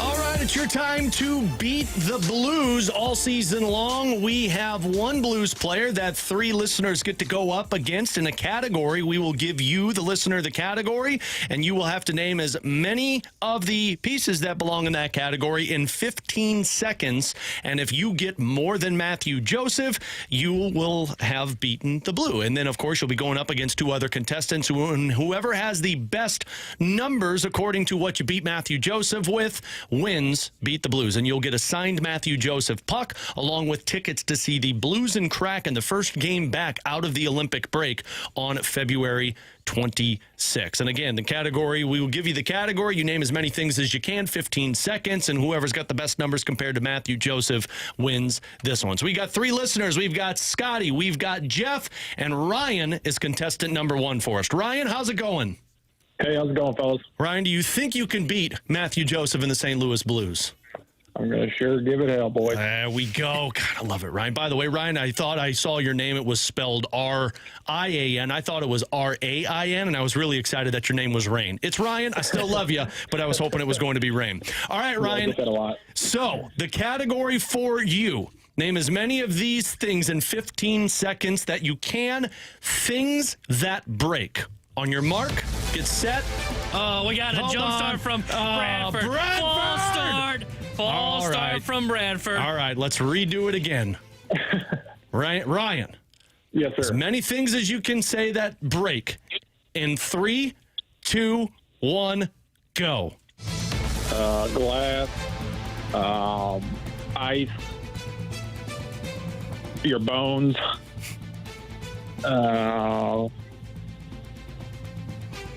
plates, cups. All right, I had 5. I had 5 as well. Okay, 5 for Ryan here. So. All right. It's a tough category. Yeah, it's not an easy category, Ryan, but we got to jump the gun on it, which probably confused you a little bit. That's what we're doing here. All right, Yep. So you've got 5, Ryan. Let's see if Matthew Joseph can get more than 5 of things that break. A stick, a glass, sunglasses, refrigerator, microwave, break 80 at golf. Computer, telephone. Never broken 80 of golf, but I had 7 for Matthew Joseph. I'm not going to count the break 80 on golf. No. Whoa, man, you got to break it. If you got to break it, you got to break it. It's not like Also, it's wild how many times somebody can break their sunglasses. Like, I buy sunglasses, they break like 2 days later. Yeah. I think it's one thing they create to break more than anything. That's probably the number one thing that I've broken the most. That or a pencil. Yeah, oh yeah. When I get frustrated. Or a controller. I've broken a lot of I've PlayStation broken controllers. televisions and controllers pretty easily. All right, so Ryan, you got a -2, so you did not beat Matthew Joseph, but hang on the line because you might have beaten the other 2 contestants. Next up, we have Jeff. Jeff, how's it going, buddy? All right, how about yourself? Doing all right, man. Do you think you can beat Matthew Joseph? Let's give it a try. Let's give it a try. Ryan tried to give it hell. You give it a try. All right, Ryan, or Jeff, not Ryan, Jeff. Bradford, don't be quick on the trigger here. Jeff, I need you to name as many things in 15 seconds as you can. Things you'd find in the ocean. On your mark, get set, go. Boats, ships, whales, dolphins, sharks, turtles, seashells. Let's see, what else? Fish, seaweed, a reef. Reef, nice. okay. Got Reef at the buzzer. 10. So I had 10 That's a for good Jeff. run. There you go, Jeff. Way to go, Jeff. man. Jeff, are you a big ocean guy? Nah, not so much. Okay, Oh, well, that was impressive for not being an ocean guy. You are today, Jeff. Are You're you a our National ocean guy. Geographic fan? Are you a History Channel person?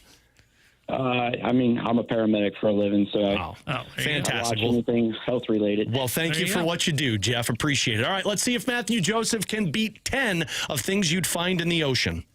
Fish, dolphins, sharks, crustacea, shrimp, I said, boat, trash, coral, baleine, I don't know what that is in whale. What? Okay, I had him for 9. That's what I had as well. Okay. Bradford, what are you doing? That over one there? was on me. I don't know why that audio wasn't saved. No, that's on there. fine. That's fine. Okay, so we had 9 on that one. So, Jeff, you got a +1 on Matthew Joseph. So you have outperformed Ryan. You were the leader in the clubhouse. Ryan, thanks for playing. We've got one more to go. We've got Scotty on the line. Scotty, how's it going? Good. Happy Thursday, boys. Happy Thursday, Thursday to you, Scotty. Scotty. Is this a weekend for you, Scotty? You still got one more day? They're all weekends these days. Oh, God. Nice. Scotty is living the life. All right, Scotty, you have a lot on the line here. 1, you've got to do better than a +1 against Matthew Joseph. And 2, if you get this wrong, I'm going to sing Scotty Doesn't Know at the end of this one. So let's see if you can beat Matthew Joseph. Name as many things that you'd see at a wedding in 3, 2, 1. Cake, table skirt, chairs, DJ, band, stage, walkway, wedding gown, groomsmen, tux, maid of honor. All right, I got 11 for Scotty there. What a showing for Scotty, who says every day is a weekend for Scotty. I like Sounds that like one. a guy that goes to a lot of Sounds weddings, like doesn't it? he makes every day a wedding on this one. All right, Scotty. My son Cameron is tuned in, so he is chuckling right now. I love it. Cameron, thanks for listening, buddy. We appreciate it. All right, Scotty, let's see if you can outperform Jeff here. Matthew Joseph, things you'd see at a wedding. Cake, suits, groom, table, microphone, the pastor, or chairs, food. Pastor. He said pastor, ladies and gentlemen, pastor. I had an 8, so that's a +3, which means Scotty picks up Scotty's the the winner. victory. Way to go, man. Scotty, you and Cameron are going to get to treat this one like a weekend, buddy. Awesome. Sounds good. All right. Now you can say Scotty knows. Scotty knows. T-Bone has no idea what I'm doing on this song right now. I don't know that reference, man. T-Bone doesn't know. Scotty, congrats on the win, man. Stay on the line. We'll get your information to get you the signed Matthew Joseph puck and, of course, those tickets to see the Blues take on the Seattle Kraken on February 26th. All right, another edition of Beat the Blues. So Blues and Cardinals. There we go. Guys. Appreciate you, Scotty.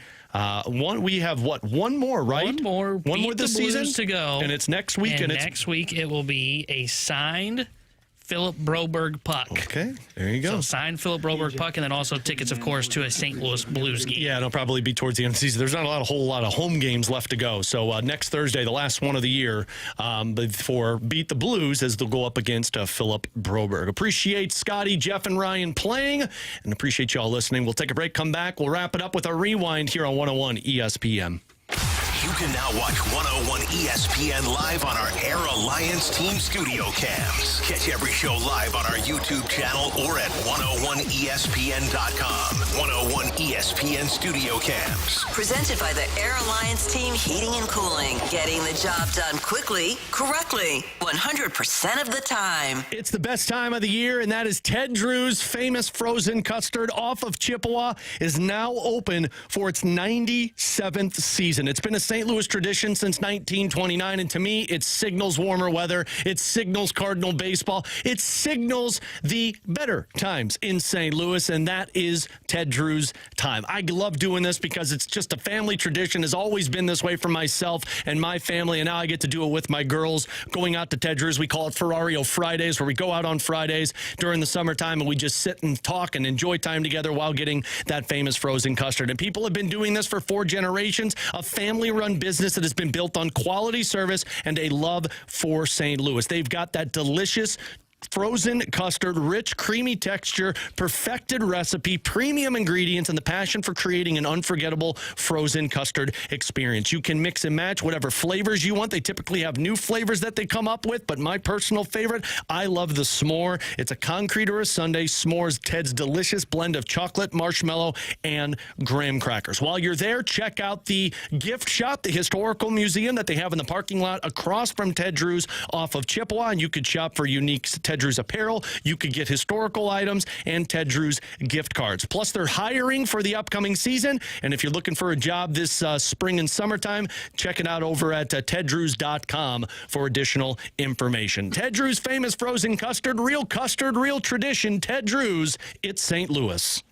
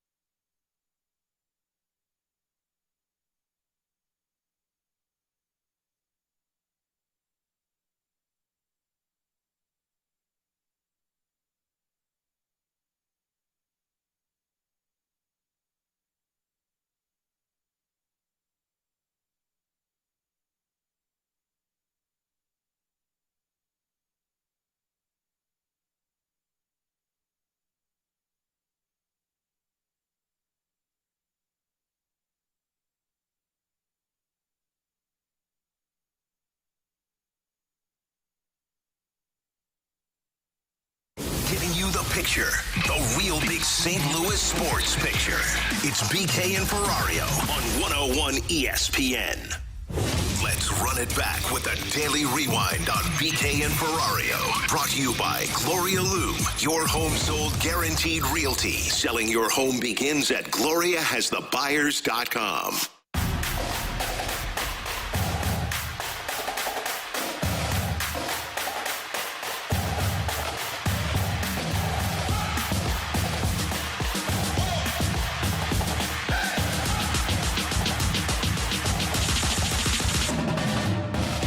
Join me and Michelob Ultra this Saturday from 1:30 to 3:30 at Ballpark Village FanDuel Sports Live. Come cheer on Team USA during the Winter Games and get signed up for your chance to win a signed USA men's hockey jersey. Plus, brand ambassadors will be sampling Michelob Ultra and will be giving away other Team USA items with more awesome Mich Ultra specials available and so much more. It's all happening this Saturday, Valentine's Day, from 1:30 to 3:30 with Michelob Ultra and me at FanDuel Sports Live inside Ballpark Village. You can get all the details now at 101ESPN.com. Had a really fun show today, filling in for BK. Bradford Brun's always doing a phenomenal job. BK will be back on Tuesday, so you got this trio for a couple of more days. If you missed anything from our show today, you can always check it out on the podcast page afterwards. You can check it out there via the 101 ESPN app, which is brought to you by Dobbs Tire and Auto Centers. The podcast page brought to you by Schaefer Door Company, or watch it up on our YouTube channel at 101 ESPN STL. The studio cams brought to you by Air Alliance Team. While you're over there on 101 ESPN STL, our YouTube channel, make sure you check out the Last Minute Blues podcast. We dropped the new episode yesterday, talking a little Olympic hockey, talking a little roster moves, and we answered some fan emails and questions that they had, so we have that for you. Also, a new Spread Zone is available up on the YouTube channel at 101 ESPN STL. And Redbird reports off this week, obviously, because BK, you guys will have one next week. On next Thursday. There we go. So you get your spring training material next Thursday with the Redbird report of BK and T-Bone. So guys, let's jump back in on our rewind today, where we started, and that was a Mizzou big win last night. And I say big win because they needed to win that to keep their hopes alive of the tournament. I mean, Texas A&M in a very similar spot as they are. Plus, Bradford, you brought this up on an update earlier. They have not been able to pull out those big big road wins this season, and this was a massive one for them, not because they beat this juggernaut of a team, but because you needed to beat the teams to keep yourself alive, and they got the job done last night. Yeah, and several years into his tenure as well, the head coach, Dennis Gates, had yet to record a win against this program until last night. So you pull it off on the road, and it's one thing to win by roughly 20 against a South Carolina. To have done so against a very good, solid Texas A&M team, and as you said near the top of the show, Alex, to do so also having weathered the rally, right? The back and forth, 13 different lead changes throughout the course of that contest. Now, what's next? You feel as if you have your roles defined a little better. You're going back home. You're heading to Columbia. First game actually at Mizzou Arena in 2 weeks, and you have a Texas team that Tanner, frankly, is in the same neighborhood as you are right now, but also hasn't experienced a lot of tests of late, okay? You've played South Carolina. You've defeated the Gamecocks soundly. You've defeated an Ole Miss. All of these teams are in the lower echelon of the SEC, so it'll be interesting to see how you have that give and take come Saturday. Yeah, that game on Saturday is probably loser, moves to first 4 out. Winner is the last 4 in. Yeah. I think that's where this game is at. And, it was a big game for them to win at Texas A&M, and especially the way that they did it, too. Mark Mitchell doesn't play well, doesn't end up in double figures. If you would have told me going into that game, Mark Mitchell doesn't put up 10-plus points, I would have said if he doesn't put up about 20 points, they're probably not winning that basketball game. And they were able to overcome that last night. They played well. They did what they needed to do. Now it just comes down to this game against Texas. They beat Texas. I think as long as they take care of business the rest of the way, you could probably lock them into the NCAA tournament. And the rest of the way, like you mentioned, they got 7 games left. Of course, you got Texas in that mix, the next one up, but 4 of those 7 are on home court. And you do have some favorable matchups, I guess, even though Mizzou's kind of on the same playing field. But you got Mississippi State, who you already beat. You've got Tennessee. You've got Oklahoma. But then you also have 2 against Arkansas, 1 against Vandy. Those are the ranked opponents. So we said about 4 wins, and you pretty much can write it down. I don't know if you'd say pen, but you're pretty certain that you're going to be in the bracket in that sense. If you don't pull out 4, then you at least got to get your job done against a couple of those teams to put yourself in the tournament. Pretty simple. Go 4-3, take care of your business. You could do so entirely at home. Now, Vanderbilt next week, it's going to be tough. Number 19 team in the land. Arkansas, very tough. 2 of those games remaining against the Razorbacks. But somewhere along the way, if this team, guys, if we really think now, and Tanner, you spoke to this a little while ago, is truly rounding into form in the sense that trending toward the best possible example of play, right? Your output, rounding your collective game in order going into March. Then you expect to be able to go on the road, win a second straight against Oklahoma. You expect to go on the road against Mississippi State. We're seeing different styles of play right now. We're seeing physicality. We're seeing everybody 1 through 5, and then 2 coming off of the bench contributing. SLU's off tonight. They're in action tomorrow night against Loyola on the road, and then the Illini don't get back in action until Sunday when they take on Indiana. We talked Cardinals baseball today as well. Of course, the Cardinals spring training begins officially today. Pitchers and catchers reported. No real news to come away from this one, T-Bone, other than Hunter Dobbins, who's not really participating in everything yet, but he's there. And then Ivan Herrera, who is not competing in the World Baseball Classic due to that offseason surgery that he had. Yeah, the good news, nothing that's surprising from day one of spring training. That's the biggest news today. I know that seems simple, but no injuries that pop up. No one that showed up and their elbow was barking, at least from what we've seen. So that is the biggest news for the St. Louis Cardinals. Anything that we got today was updates on guys that we knew, like Herrera, for example. Insurance probably not going to clear him for the WBC. Yeah, I think he announced on Instagram, by the way, that he wasn't going. Makes some sense since he had surgery. Newpar, they said they're working on getting like some kind of anti-gravity thing, so he's going to continue to work on his rehab, which is not a surprise. And then Dobbins, again, another one, not a surprise because he's coming off of ACL surgery. Nick Castellanos was released from the Phillies today. Maybe he could be that right-handed bat.